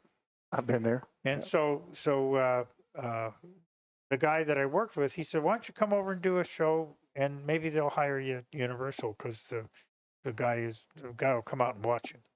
I said, "Okay." So Lance Rimmer, who was the MC, he brought me on, and I did my specialty guest act. And when it was all over, Lance came over and he said, "You know what? The guy who hires hates firearms. He hates them. He's anti-Vietnam. He's Oh boy, one of them. anti-military, anti this, and the last thing he wants to do is bring in somebody who will makes this attractive and likable. So he says, you're not going to get a job here." What's funny is that because the law says that if you're drafted from a job and the job doesn't hire you back, you can go on unemployment. That's what the law says. Yeah, They have to hire you back if your job is still available. But 20th had decided it was too expensive to build what Universal built for a special event, so that Yep. we'll stop doing it. We'll stop doing it. So I go and sign up for unemployment, and the lady says, "Well, what was your job when you got drafted?" I said I was a gunfighter. And she probably was like, no. Before you got drafted. I was a gunfighter for 20th Century Fox, and I watched her write it. I mean, I saw her do it. She put it in, gunfighter. So for about 2 or 3 months, I got unemployment checks from California, listed as a gunfighter for my previous occupation. I don't think probably even now, after all these years, that anybody else has ever been listed, probably in the state of California, as a previous job occupation was gunfighter. Not anymore. Yeah, that's right. But anyway, I went to my agent and I said, I can't find a job. And I'm thinking of going back to Colorado. And he says, well, you want to do some nightclub stuff for a comedy act? There's a nightclub, the Ice House in Pasadena is a comedy club. They do music and comedy. I worked with Lily Tomlin. Lily Tomlin, yeah. Anyway, so I did Is that probably, where the Ice House beer came from? No, I don't think so. Okay, Yeah. okay. But I think I probably did like 4 times I was doing shows at the Ice House. One of them was a guy named Ray Wiley Hubbard that I was a warm-up for Ray Wiley. Ray Wiley Hubbard wrote a song called Up Against the Wall, Redneck Mother. Never heard of it myself. Never heard. Okay, Willie Nelson recorded the song. And so did Jerry Jeff Walker. Jerry Jeff Walker. And so Jerry Jeff was performing in Dallas, and I was on a trip doing shows, different places, and I had a chance to go to Dallas. So I thought, well, I'll go see Ray Wiley Hubbard perform for Jerry Jeff. Jerry Jeff wrote Mr. Bojangles. That was his big hit. Mr. Bojangles. Yeah, he wrote that. So they asked me to do a show. So I went on stage, did my act, focusing on comedy, mostly doing comedy and gun dexterity stuff. And And when it was over, Jerry Jeff had come out and watched it because Ray Willie Hubbard said, "Come out and see this guy." Because normally those guys sit back and drink. They just stay in the back until it's their time to go out, and they drink. They drink Lone Star beers. In fact, they run out of Lone Star beers. So part of your job, if you're working on a crew, is you have to pour Budweisers into the Lone Star empty bottles so that they can take them out on stage. Urban Cowboys coming to view here. And but anyway, Ray Wiley Hubbard said, "Come on, watch this guy do this," and so he did. And after it was over, he said, "You want to go on the road and do shows?" So that winter, instead of going back to California, I went on the road as a warm-up act for Jerry Jeff. And with Jerry Jeff, we worked with Willie Nelson, with Hoyt Axton, Buster Clements, and quite a few different really big bands, big names. Yeah. So did you help write the On the Road Again? Yeah. So how many contact highs did you get from Willie Nelson? I'll tell you what's funny. We did a show in Ames, Iowa, and that's where I met him for the first time. In Ames, Iowa. I got to work at his club in Dallas. He had a club called Whiskey River. I got to work. Yeah. But anyway, so I met him in Ames, Iowa, and he was in the Holiday Inn, and he was just sitting with his friends, sitting around. And then later that night, I introduced the bands, and introduced Jerry Jeff, and did my act, and then I introduced Willie Nelson. When he came out, I realized he had on the same clothes that he had when I met him at 12 o'clock noon in the Holiday Inn. You know, and it was just a ratty old T-shirt, you know, pair of blue jeans, and he didn't care. And I thought to myself, if I was Willie Nelson, I would have an outfit. I would have custom-made, wonderful, beautiful outfits. I would like Elvis with the tassels. Yeah, baby. yeah. But he was a very nice guy. He was a super guy. And the only thing I would say about his show, most of those guys, including Jerry Jeff, they would visit with the people. Yeah. Okay. And Willie would just sing. He would come out and he had all these songs that he wrote. He'd do one right after another, and he'd just sing. He never tells stories, never have little anecdotes. And I thought that, you know, people going to concerts, they can always buy a record. They can always buy an album. They want to hear you talk about how this happened or what happened, or, you know, how you got to tell a story. Yeah, tell a story. And I always thought that's a shame that he didn't do that. So, and it may just be that the time that I worked with him, he didn't do it, but I think that was his style. Yeah. Probably made him more elusive. Yeah, him and Toby Keith wrote that song. What Toby Keith wrote? I'll never smoke weed with Willie again. Yeah. I don't know. I'm a terrible country music connoisseur. But he wrote some great stuff that other people did for years, and Hoyt Axton, yeah, man, I remember. Yeah, him. Those are my hee-haw days, man. Yeah. Saturday night, boy, growing up, man, it was hee-haw, baby. Yeah. It's wild to think about how different stuff is back then to now. You know what I mean? Like we had 3 TV channels, rabbit ears and all that stuff. Yeah, and I was the remote control. Hey, son, get up there. We've got turn it on to channel 2. That's fixing to come on. Yeah. I told my kid the other day about commercials, about how we used to like have to pee really bad, but you had to wait. Oh yeah. Until the commercial came on, and you would almost like, all right, I know I got 2 minutes. Speaking of, what's our commercial? Because I know myself. Now you got 5 or 8 minutes. They're just so bad. Yeah. And they're terrible commercials, man. Gosh. Well, no, not really. Like so many other things, you don't have commercials. Yeah, or it's like a 20-second thing. Well, nobody watches regular TV much anymore because everybody's got regular. Exactly. Everybody's got Netflix. And by the way, when I told him what a commercial was and like you couldn't do anything about it, you had to wait, and you had to run. He was just like, yeah, you didn't have no pause on the TV or nothing like that. It was straight. I did a guest spot on the Merv Griffin show. I did a guest spot on the Art Linkletter show, and we had no way to record it. And I look back now and I said, gee, if that would have been so nice to have been able to put a VCR thing in. Yeah. Those didn't come along till like about 79, 80, something like that, 1980. Yeah. I remember as a kid when neighbor across the street had a VCR, never seen it before.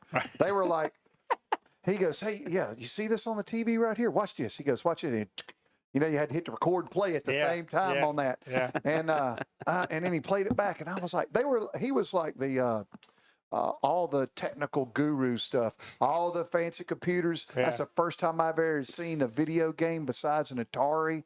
Magnavox 2600, if I'm not mistaken, is what it was. Yeah, that sounds about This was right. before Intellivision, before ColecoVision, and then the Sega and all that. But yeah. Well, even if you remember back, I don't remember what the other thing was called, but there was VCR and something else. Betamax. Betamax. Yeah. Betamax. And there was And like then this RCA whole... had those big discs. Remember those big discs? Yeah. They looked like a 78 record. And them things, no lie, they were about as thick as this right here. Yeah, when they go out, we used to buy them at the yard sales and stuff, and we would sling them as frisbees at each other, man. Yeah, those things would bust you in the shin, Yeah. boy. Yeah. Yeah, it's a different world today. Oh, really gosh. is. It's Yeah. completely different. Now anybody can be famous. Well, I know. Yeah, I Look mean, at us. yeah, We're on, you know, we're on get a TV YouTube, right now. get a YouTube channel. So speaking of like commercials that you just can't avoid and stuff, I feel like this is the best time to, you know, play some of the people that bring our show on. So I'm gonna play some of our shows. Take a quick pee break. I know you and your prostate need it, and we'll do that. We'll be right back in just a few seconds. Our next segment is brought to you by Hard Knocks Racing. They're a group of dedicated motorcycle enthusiasts since 1998. They're your go-to for Campfire Moto official gear. Soon launch an apparel line of their own. They excel in crafting all kinds of custom decals, like this badass sign behind me, from custom signs to full bus wraps and office customization. In fact, check out this work Anthony did at one of the well-known Japanese manufacturer's office who will remain nameless.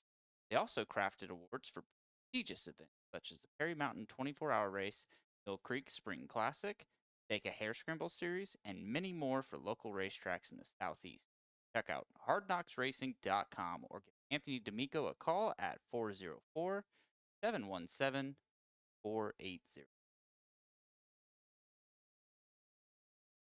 This show is brought to you by MX201 Track Designs, founded by Matt Shue, a former pro supercross and motocross racer who made a name for himself in the 90s and early 2000s.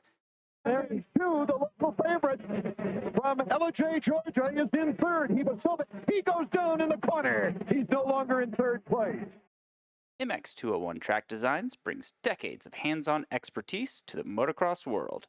Matt's racing career took him across the globe, competing at the highest level and learning firsthand what makes a track not only fun, but challenging and safe. Since stepping away from racing, Matt has used his extensive knowledge to help design, build, and manage a variety of tracks in the Southeast.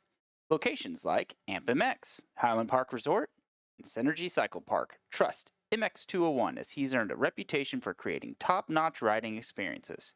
Whether you're dreaming of a custom public track, private motocross facility, or even a backyard woods loop for the kiddos, MX201 Track Designs offers solutions that are as unique as your vision, and he'll offer custom solutions that are tailored to your budget. Visit mx201trackdesign.com or call 678-628-4892 to get started on designing your perfect track today. And when you do, be sure to mention Campfire. Now it's time for some awesome tech tips. Transform your comfort with Innovative Mechanical LLC, specializing in HVAC service for residential and commercial properties. They provide expert installation, maintenance, and repair.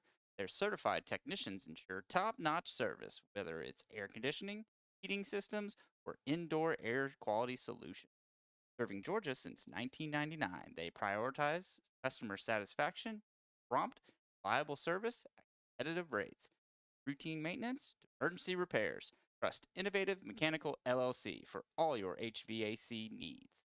Give them a call at 770-726-7407 or visit innovativemechanical.llc.com to schedule service and experience unparalleled comfort today.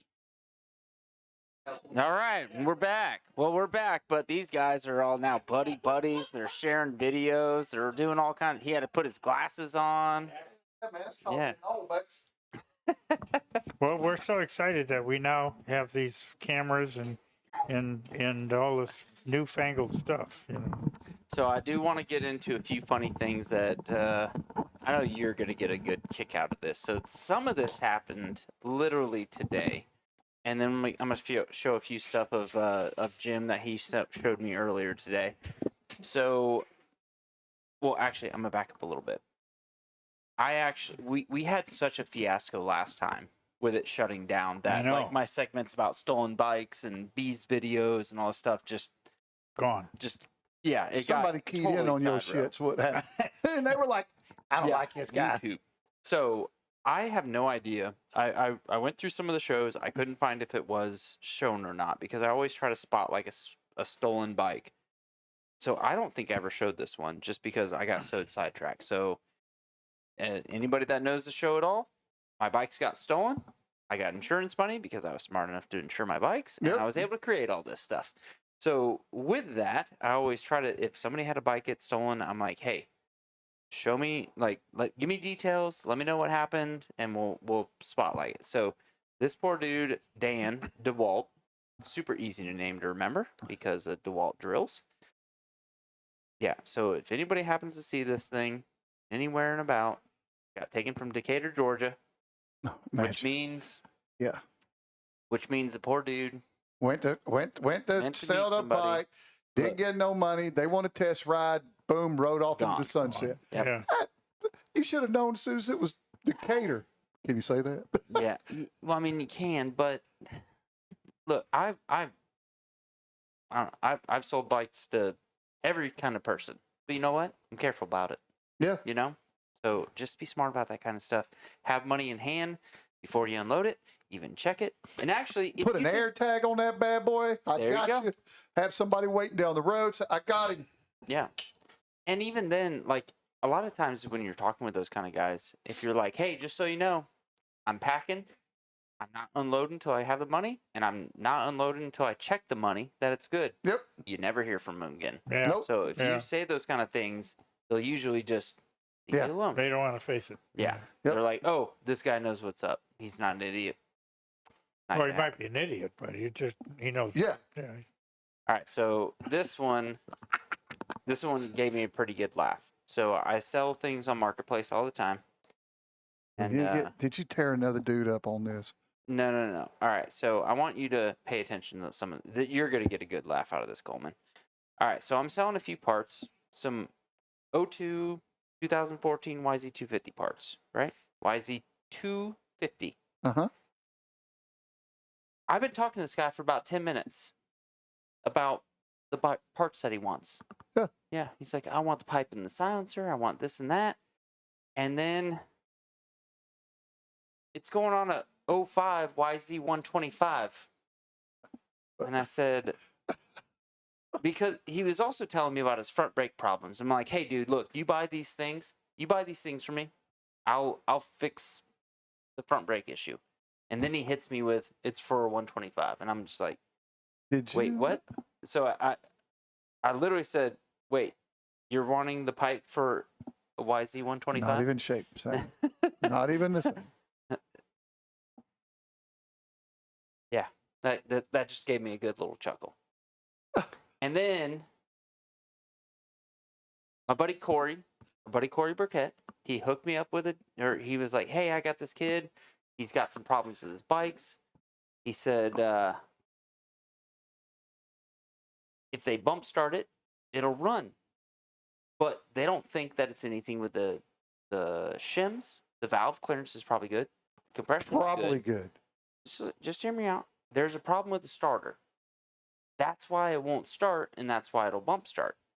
And I was like, just tell him to come over. So as I'm messaging the kid, he plans to come over today at noon. He brings it over on my lunch break. And as I'm telling him, you know, the little dip in the driveway, right? You parked right there. I said, hey, just put the dip in the driveway. Or put the rear tires in the driveway. Just make it easier to unload. Yeah. This is what he tells me. Can you read that? I drive a squatted oh my God. Never mind. I can't work on your bike, kids. I don't blame you. Yeah. Yeah. If No, if you drive a squatted truck, you shouldn't be on So motorcycles. by the time that he pulled in and the rear tires were Yeah. his tailgate was about level, and I was like, oh, it's one of these kids. So to give me an extra little laugh, as we're checking it, I took out the spark plug, I turned over the engine, piston's going up and down, which tells you the starter's working fine. I'm like, hey dude, your starter's not the problem. And he's like, well, what could it be? It's only got 20 hours on it. What could it be? So it's supposed to be like 10 to 15 on the intake and like 13 to 18 on the exhaust for the KTM. Could you even slide I couldn't feel get the a gauge? Wouldn't even 5. go I in. couldn't get a 5 in. And I said, hey buddy. Don't you know the valves are off the seat right now? I said, hey buddy, are you what we call B class fast? He goes, what do you mean? He goes, you know, where you just sound like you're going B class fast by just and he's just laughing. Oh But my God. So I just figured you'd have a good little laugh out of that. Damn valves off the seat before even there. Wasn't even making any compression. Dumbass. By the way, his valves are too tight. Did you ever have to deal with that kind of stuff? Valves too tight, any of that kind of stuff? No. Yeah. Well, those little air-cooled boxer motors now, I know my buddies down at Woolly Cycles. I know those boys you didn't down wear your there. shirt today. Yeah, I didn't wear that today. But those guys there, that's the key on the older bikes before they went water cooled like that. That's like a tune-up, man. I know. You just adjust exhaust and intake valves, put the right valves. Man, it was like a brand new bike, boy. That's like a run like a champ. You know, those opposed engines. So and plus the fact that if it was freezing cold, you could get heat off them. Yeah. Just put your feet. Yeah. Yeah. But that they were trouble free. Now, you know, at the same time, I went in for regular tune-ups and oil changes and stuff like that. And that's when they check the valves and everything like that. Because the last thing I wanted to do is try to push the envelope for stuff I didn't know. Yeah. Keeping up good bike maintenance is key. Yeah. Take care of a bike, it'll last you forever. Yeah. Oh, I think we're starting to get tired out. Maybe. No, so there was some really funny stuff that Jim kind of shared with me recently about going to Reno. So I'm a member of the Wild West History Association. Really?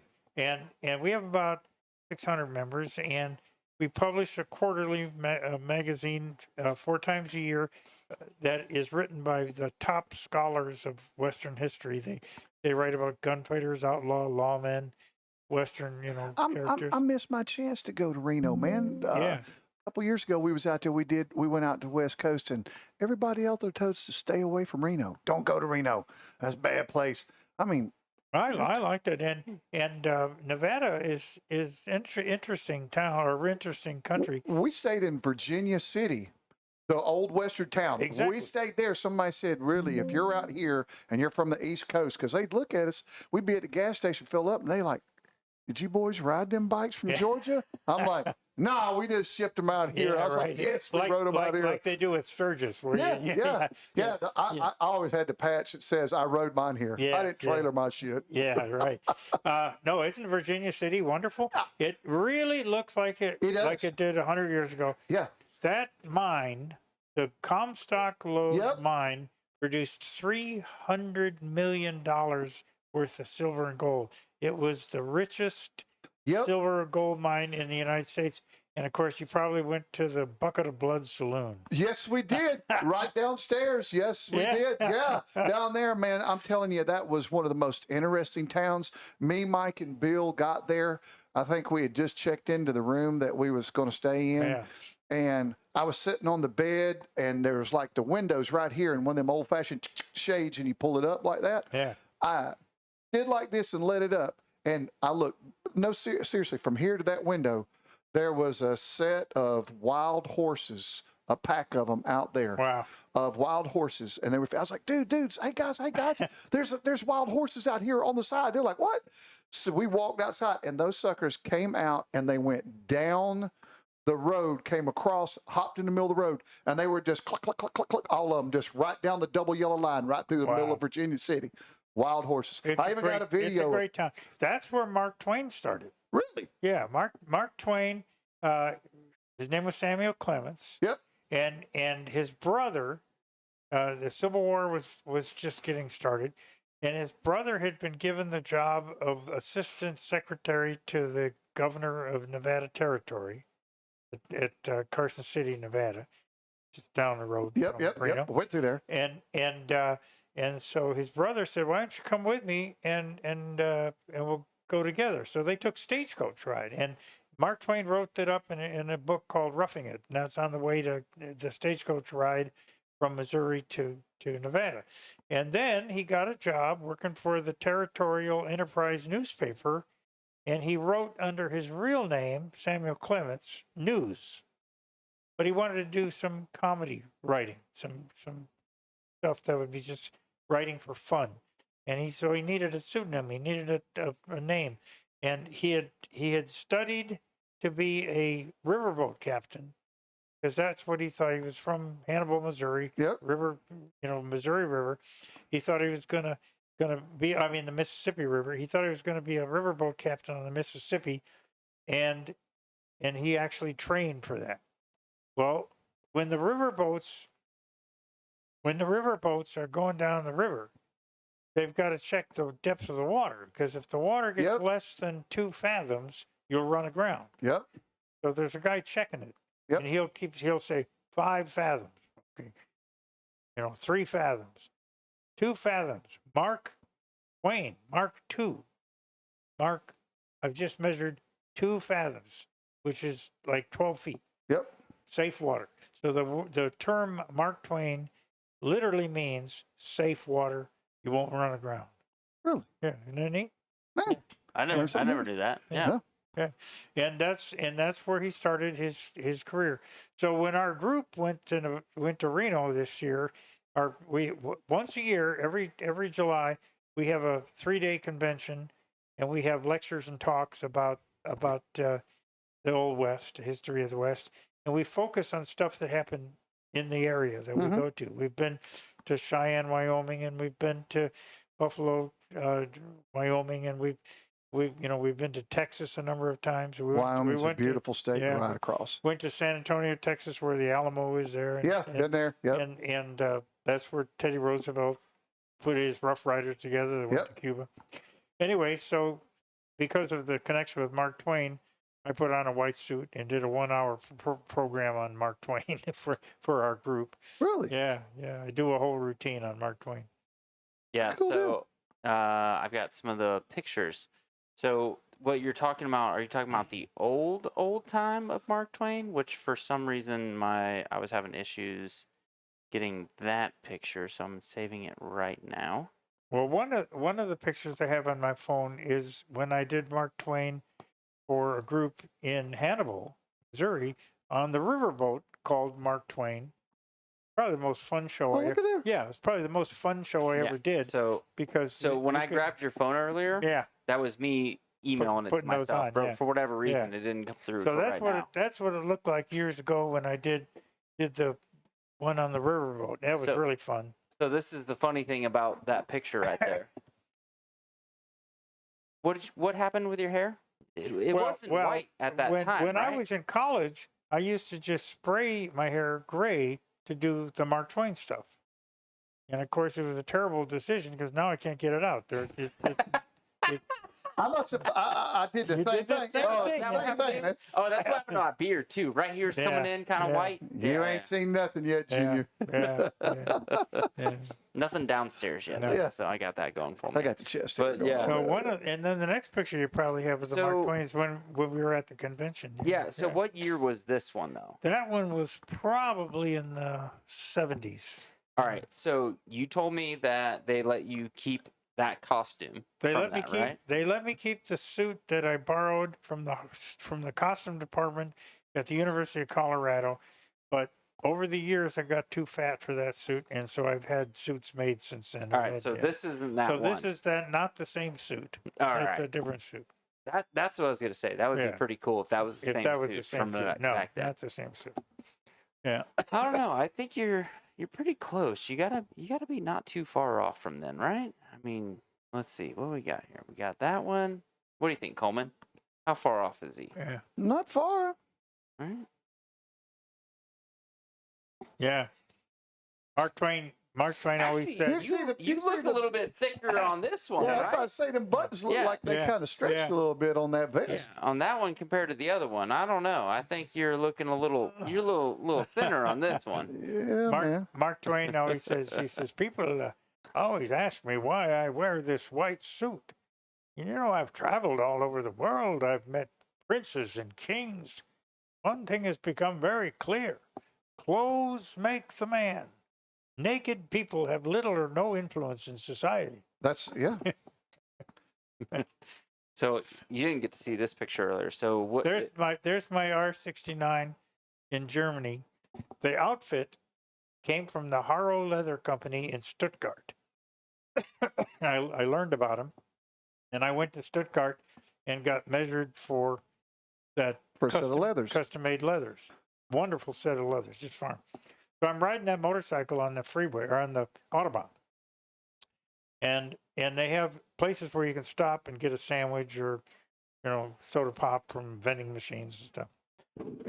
And I'm sitting there, just like that, wearing that outfit, sitting on the motorcycle.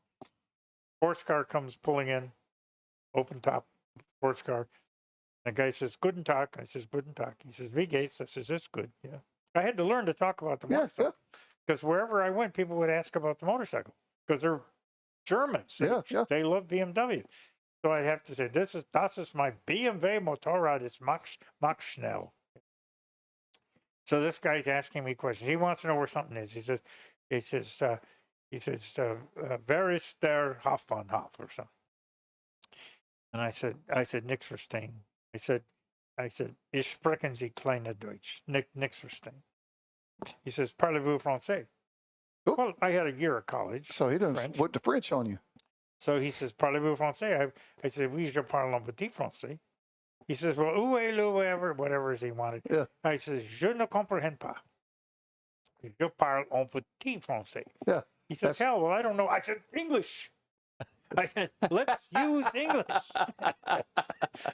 We probably talked 15 minutes trying to communicate. Before he realized, yeah. And he says, are you an American? And I said, yeah. He says, are you a soldier? I said, yeah, I'm stationed over here in Kirchgons. He says, you're riding a BMW motorcycle. You got that black leather outfit. He says, it never occurred to me that you were actually American. A strapping young man right there in that picture, boss. Yeah. That helmet, I don't know if you can close in on the helmet. I can. Look at close in on that. On the helmet, and I think you can see that. Well, maybe not. There's a comedy tragedy mask painted on the. Oh, I thought you were gonna say there was bloodstains on the glove from no. beating up guys and stuff. No. But yeah, that's cool. But that was what really made riding in Germany nice. That outfit was so good. I told you. I said you're gonna love the history of this. And I never laid the bike down, but boy, if I had, that outfit would have helped. Oh yeah. Nowadays they got stuff. I've got a whole climb outfit that's got all the pads and the pads in the hips and the reinforced butt on the knees. Yeah. Same thing, the turtleback shell on there, and it's all vented. And I got winter gear and Yeah, because I'm just gonna point out, because back when in your day men were men, now they have these what's the material? And you have the soft turtle thing. That's padded in the shoulders and in the arms. You guys were men. This generation right here. There's a lot of padding in that. Oh yeah. This generation here. Watch it, dude. I guarantee you that road racing suit right there has got way more shit in it than that's what I wore. So yeah. I'm about to say, man, I was around when these. I was like high school when these came out right here. I was one when that came out. Oh Lord, God, yeah, man, these things right here were the greatest. Yeah, man, I had an I'll give you XR5 $50 if you can start it right now. Oh no, not with these flip flops on. Hell no, I know better than that. But that would have been some good comment. I had good content. XR 500. It was an '83 model, just like this. It had dual carburetors on it. Compression release up here. Yeah. It had the disc brake on the front, drum brake on the rear. Man, that old bastard would haul ass, but boy, you couldn't stop it in a 40-acre field. I mean, that damn thing was, but I kept it forever, and it ran, and I think I kept it for 10 years. and I think I only changed the oil in that thing twice. and I never adjusted no valves. I put one spark plug in it, and I bought it for $700 when I bought it. I sold that thing in like 2002 or 3 to a buddy across the street I grew up with in church. A boy named Wesley bought it. And I think he gave me $1,200 for it. I made like... It's kind of like your beat up story where you made money. I was like, I sold it for more, almost double what I paid for it. Yeah, I know. And then I bought me a DRZ 400. Oh, no, that's the worst. That was that. I had a 2002 model, S model. Yeah, man, I had no one. It's terrible. I beat the crap out of that thing till I was 40 and on my 40th birthday. And then it started spewing out oil out of the airbox? No, I tell you what happened. Highland Park, come out of one of the trails. I came up and it started going, making a noise. Like, I'll say, it goes, I was like, uh-oh. The crank gear down there, the screw, the bolt that held it in had backed off and it just went dead. A couple of the valves popped the top of the pit. But I was sitting there idling, but I parted the bike out. But I remember when I turned 40, I bought myself an 07 CRF 450. And I sent it over to Larry Dukes and had the front suspension on it done. About on the other shows. That stuff was... Then I met Bob and all the other guys, man. And next thing I know, man, I bought a KTM 300, XC300 from Highland Park, a 12 model. And then just moved on up the line. Jim, did you ever get to ride any like off-road dirt bike kind of stuff? You know, I never did. I never even went even just to try it and go somewhere, but I never did. Yeah. People I work with now, they're like, I brought in some of my trophies and some of my stuff to decorate my office at the new gig, and they're walking by my office. They're like, "When is that?" I said, "Oh, that was last season, man." Yeah. They're like, "You're still riding and racing dirt bikes, man? How old are you?" I'm like, 55. They're like, "Aren't you a little old for that?" I was like, "Oh no!" I said, "I could beat most kids out there on a good day like that." I was like, "As long as I can throw my leg over that bike." Yeah, we ride. I'm sure you left out like, I've been passed by a guy in a pink tutu. Yeah, I was going to wait till I got to know him better before I showed him that. Got that video too, man. That's a good one. That's a great video. I can pull that one up. I think Jim would get a kick out of that. Pull that one up real quick before we wind this down. If you can pull it down. I don't know if I can find it that quick. You've heard about their bets, like if they lose a bet or whatever. Yeah, at the next race, the guy that lost the bet has to wear a pink tutu during the race. I hear him coming from behind. He's like, "Look out, coming in, right hand side. And he comes by me, man, and I mean, it's all you can do to hold your flat. You're just laughing. You're like, I just got passed by a guy in pink tutu. I took everything out from the first season because there was too much data. Too stuff in it. Yeah, too much data, and that was from the first season. Like, but that's pretty cool. Yeah. Oh yeah, it was fun. Yeah. Oh, we've had a lot of good fun times with that. I can imagine it's the same kind of stuff that you've had with friends and stuff over the years. I should really try to get a hold of the Bones guys because I'll bet there's still people getting together. Or even your buddy with the Windjammer stuff. Yeah. Like he's got to have some good stories and stuff. I do stay in touch with Craig Vetter. And you said he's in what city now? He's in Monterey, California. Okay. He had a bad crash though. He drove. I think he was driving a Harley. I think, but anyway, he hit a deer. Deer came out from the side of the road, and he hit a deer. He had a helmet. He was wearing a helmet, but he got beat up pretty bad, and had some real physical problems from the crash. Yeah. But he's still around. Papa hit a deer. Didn't even knock him down. I was gonna say the deer probably apologized. The deer probably wrote him a letter like, there "I'm was sorry." hair stuck all in there, pieces of the deer stuck in there, and man, he sends me pictures. He goes, "Man, I was on the way to work. I was on the gas." You know how Papa is. He goes, "Man, the deer just come out of nowhere. Pow!" He hit it. Still kept going. Didn't wreck. Didn't wreck. You just gotta know. No, Crane is a special he's a person. phenomenon. Yeah. Okay, he's like one of his own. How old's his mom? She's gonna outlive all of us. she's his age, and she still comes to the I'm races pretty with sure him. she's in her 90s. Yeah, no, she's mid-80s. All right. Yeah, because we Yeah. talk about I just saw her Yeah. last weekend. Yeah, I was. yeah. I'm so old that when I was born, the Dead Sea was only sick.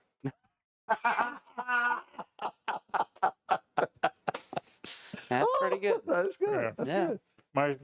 My social security number is 4. All right, so Well, I can tell you what he's doing. He's pulling jokes from his old yeah, from his old gunslinging repertoire. comedy. Yeah, thing. So why don't you hit us with some of your greatest hits? From Well, that you stuff? know, I don't. If you ever remember the opening of Gunsmoke. Yes, You remember, yes. Remember it, Alan? The guy that was on the other end of the shootout was a man by the name of Arvo Ojala. Arvo Ojala was the fast draw expert for all of those early Western movies. Yeah. And he invented a holster that everybody wore, and they hired him to teach everybody. And so he got the job of facing James Arnaz. But Arvo's not a big man. He's about 5'7" tall. James Arnaz is 6'7". If you can remember the beginning of Gunsmoke, James Arnaz would stand there with his feet wide apart. Yep. And Arvo would go for his gun, and James Arnaz would go, "Blam!" I've always wondered how a man 6'7" could hit a man 5'7" shooting straight up in the air. Like that. Yeah, Matt that throw was that up. all the shows. The camera was real low and shooting straight up. Yeah. And looked like he was going like that. What about the rifleman? Did you ever meet that guy? No, What's his name, I never met the rifleman, but he's another big guy. Okay. He was What another. was that, James Conner? No, or it what? was Chuck Connors. Yes, Chuck Connors. Chuck That's it. Yeah, Connors. I He knew it was a Connors. baseball player. Really? Yeah, he was a professional baseball player. Okay. And it was funny because they always made a big deal of the fact that they had a rifle. Like everybody else didn't have a rifle. I mean, Isn't that what everybody had at that everybody time? had a rifle. Yeah. But he would flip the rifle around, and I could do the tricks with the rifle. Yeah. I sometimes would do that in my show just to show that I could do the same tricks. But he. I thought the writing of the show was really good. He had the young boy, he had that boy, by the way, is still alive, still around. Really? And he is a musician. He has a band. He's a big Really? like they do big band music like Really? type of stuff. But anyway, he really did real good job with the rifle. But he was over 6'5" or 6'4". If you look at the size of the hand of those big guys, they're big hands. They can't draw a gun very fast because the gun was made in 1876. Yeah, people wasn't that big. 1873 is when the first Colt single actions came out. Most men were this is something we were talking about when we got taken off the air. Yeah. Most men were 5'8", 5'9" most, and if you're going to draw that gun properly, you've got to come down and hit it and bring it up and cock it and shoot it. Okay, because it's not. It's got to be a fluid motion. Yeah. Yeah, it's not a dual action. It's not a double action. Yeah, it's not. Yeah, it's not double single action. action. You got to cock it. Yeah. Okay. Most of those guys wore their guns too low, because what they did is they had the gun on their hip so that their hand would, when their hand was relaxed in their arm, they would slap against the handle of the gun. The problem is that if you're drawing it like that, here's the hammer, your thumb is hitting the hammer like this, your finger's in the guard, and you are going to be cocking the gun at the same time you're pulling it out of the holster. If you slip off, blam, the gun goes off. Yep. That's what happened with the death of that cinematographer. Yeah, on that Rust. In the movie Rust. Yep. Now I'm not privy to all the facts because I didn't sit in on the trial and I don't know everything, but I know all about single actions. You had a pretty good idea. And I believe that he brought a gun out of the holster and he pointed it at the camera and his thumb slipped off the hammer and bang, the gun went off. That's what I think happened. Now, the big real problem is why in the world was there live ammo in the gun? Why was there live ammo on the set? I have a theory on that. And my theory is that these are Hollywood actors. They go to New Mexico to make a movie. They know these are real guns. They know they are true. These are Italian replicas of the original Colt. somebody goes down to Cabela's or Walmart and buys a box of 45 long Colt. They take one of the guns, they go out in the desert, they set up some beer cans, bang, they shoot a bottle, drink a beer, bang, shoot a can, drink a beer, bang. At the end of the day, they return the gun to the box where they took it from. Yep. But nobody unloads it. Nobody checks it because they're not gun people, they're Hollywood actors. Yep. And then the problem is the cinema or the armorer should have run the cylinder to see if there was anything in there. But she made the assumption that since the last time I saw it, it was unloaded. That's the worst thing. Therefore, it's still unloaded. She handed it to the assistant director. The AD gave it to Baldwin, and Baldwin shot and killed the cinematographer. All right, so you really want to wear the gun higher than you think, higher than those guys did in the 50s, because you want to hit the hammer like this. Yeah. Like this, not like this. Yep. Which is funny because if you really took a close look at his thumb, you can see that look imprint. at the indent. Yeah. And you see the entire joint of your thumb is going to cock that hammer, and your index finger is not going to fit into the guard because it's going to be it's up in there front of the guard. And so the gun's actually got to come out of the holster. You got to point it in front of you. The gun gets fully cocked, and your finger goes in the guard. You can't fire the gun in the holster. It's physically impossible. Gun's not ready to fire until it's pointed down. Now, you can still shoot your television set. Yeah. You can still shoot your wife. You can still do lots of dumb, stupid, criminal things. You just can't shoot yourself. 100% of the people who shot themselves in the foot or the kneecap or whatever practicing fast draw did so because of improper grip. It's just like riding motorcycles.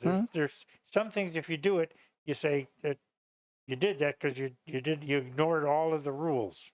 Yep. You know, and that's why it did what it did.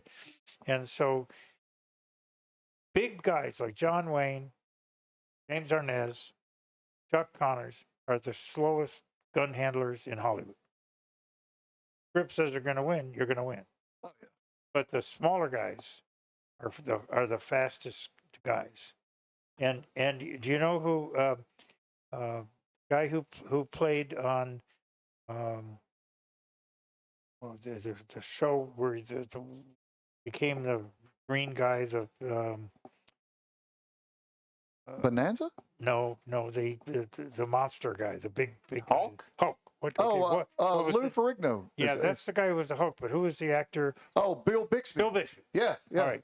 You wouldn't like me if I got angry. Yeah, Bill Bixby and I were on a television show called It Takes Two.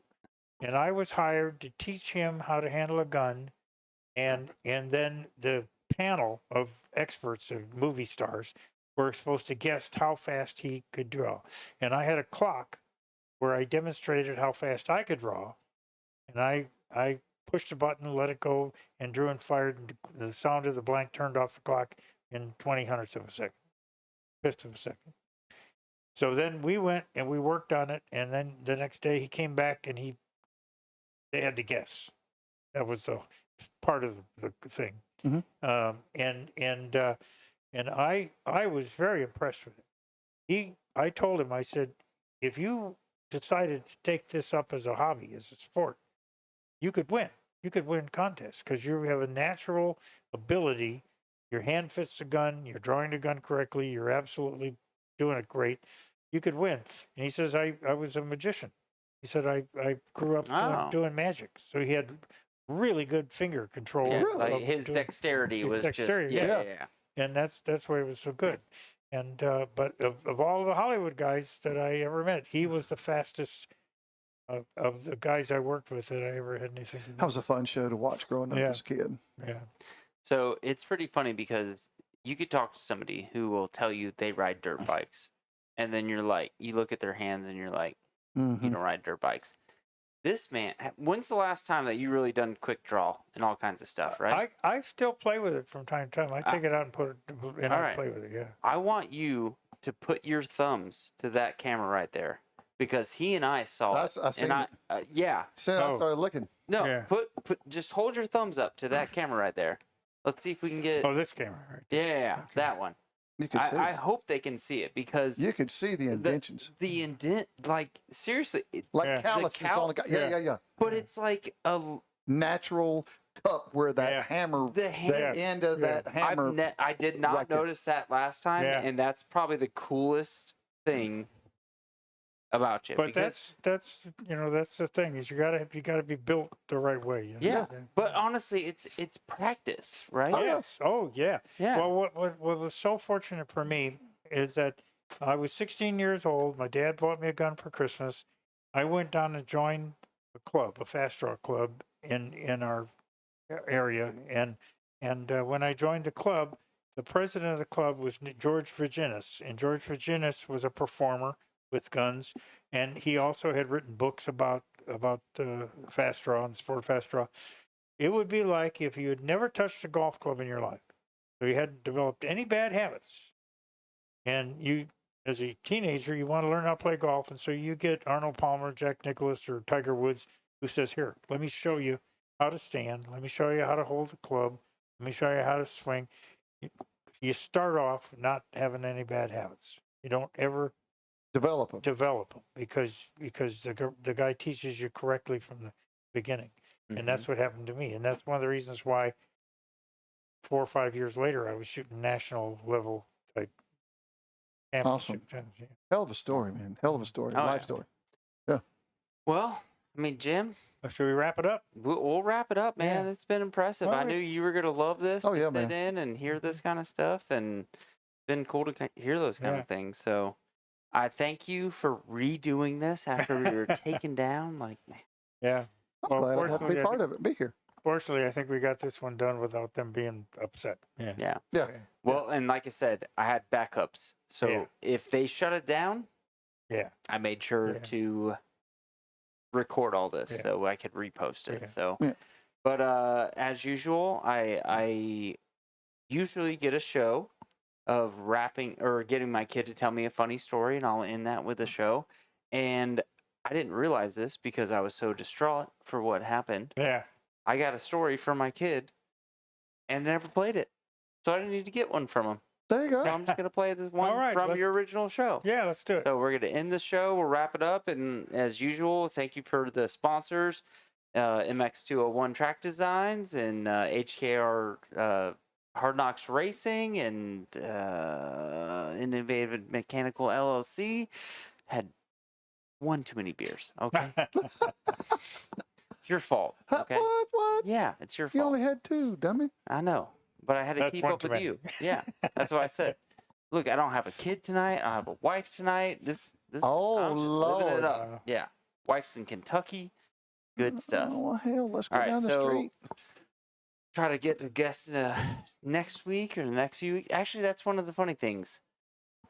You were like, "Oh, I ended up not going on the what was the last trip that Tyler and Mike did, right?" They went out to Colorado. They went back to Silverton Yeah. and stuff like Wow. that. Yeah. So You when ever ride the train in Silverton? No, down there in Durango, the narrow gauge Yeah, railroad. yeah. I wanted to, but we were too busy hauling ass and sticking Okay. and moving. It's a really great ride.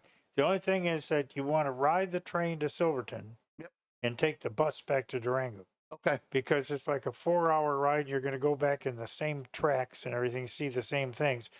And so it's a long day if you ride up and back on the train. Okay. But yeah, Right. Note yeah, to self. yeah. Okay. All right. So the funny thing with that is when you said 2 weeks ago, because this is actually throwing off my normal Yeah. every other week thing. Yeah. And I was like, "Oh, I can't do it." But I said I can't do it because I thought you were going to be gone. Yeah. And then I text him. I was like, "Hey, you back yet?" He's like, "I never went." And I was like, "Mother, Yeah. we could have done this 2 weeks ago." Yeah. So, Worked good. Yeah. Worked good. It worked Yeah. out good. but Yeah. Jim, thank you for coming in Yes, again sir. and You bet. redoing this. Very nice. Amazing stories, Yeah. Coleman. I knew you guys Yeah. would hit it off and it'd be a good time.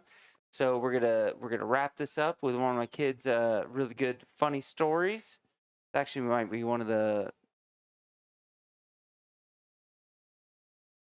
What's going on? There we go. Go. So, all right. We'll see you guys in a few weeks. Peace and out, if you folks. got a good story or anything like else, I encourage everybody call in, send a message, whatever. I just want to tell good motorcycle stories. So, I want you guys to be a part of this. So, we'll see you in a few weeks. All right. So, Mom, guess what? It's the first time on me with Wildcat, and I did so good. How many times did you do it? 2 times. How many times did you crash?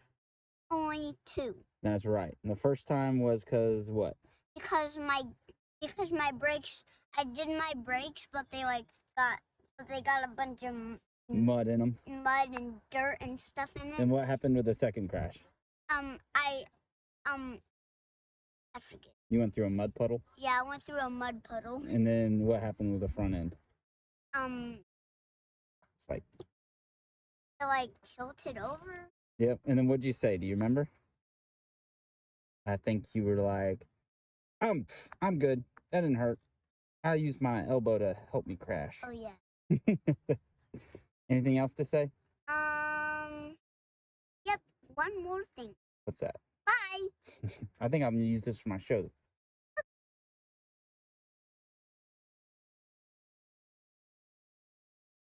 You want to talk about a leaving?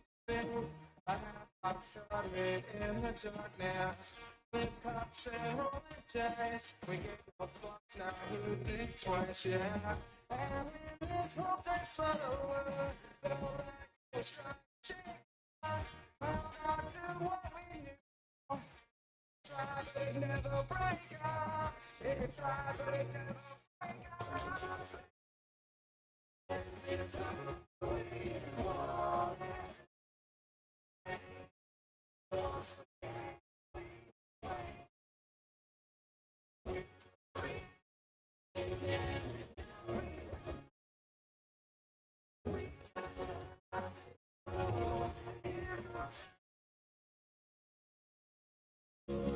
They talk about what's going on, like we can't function on this level.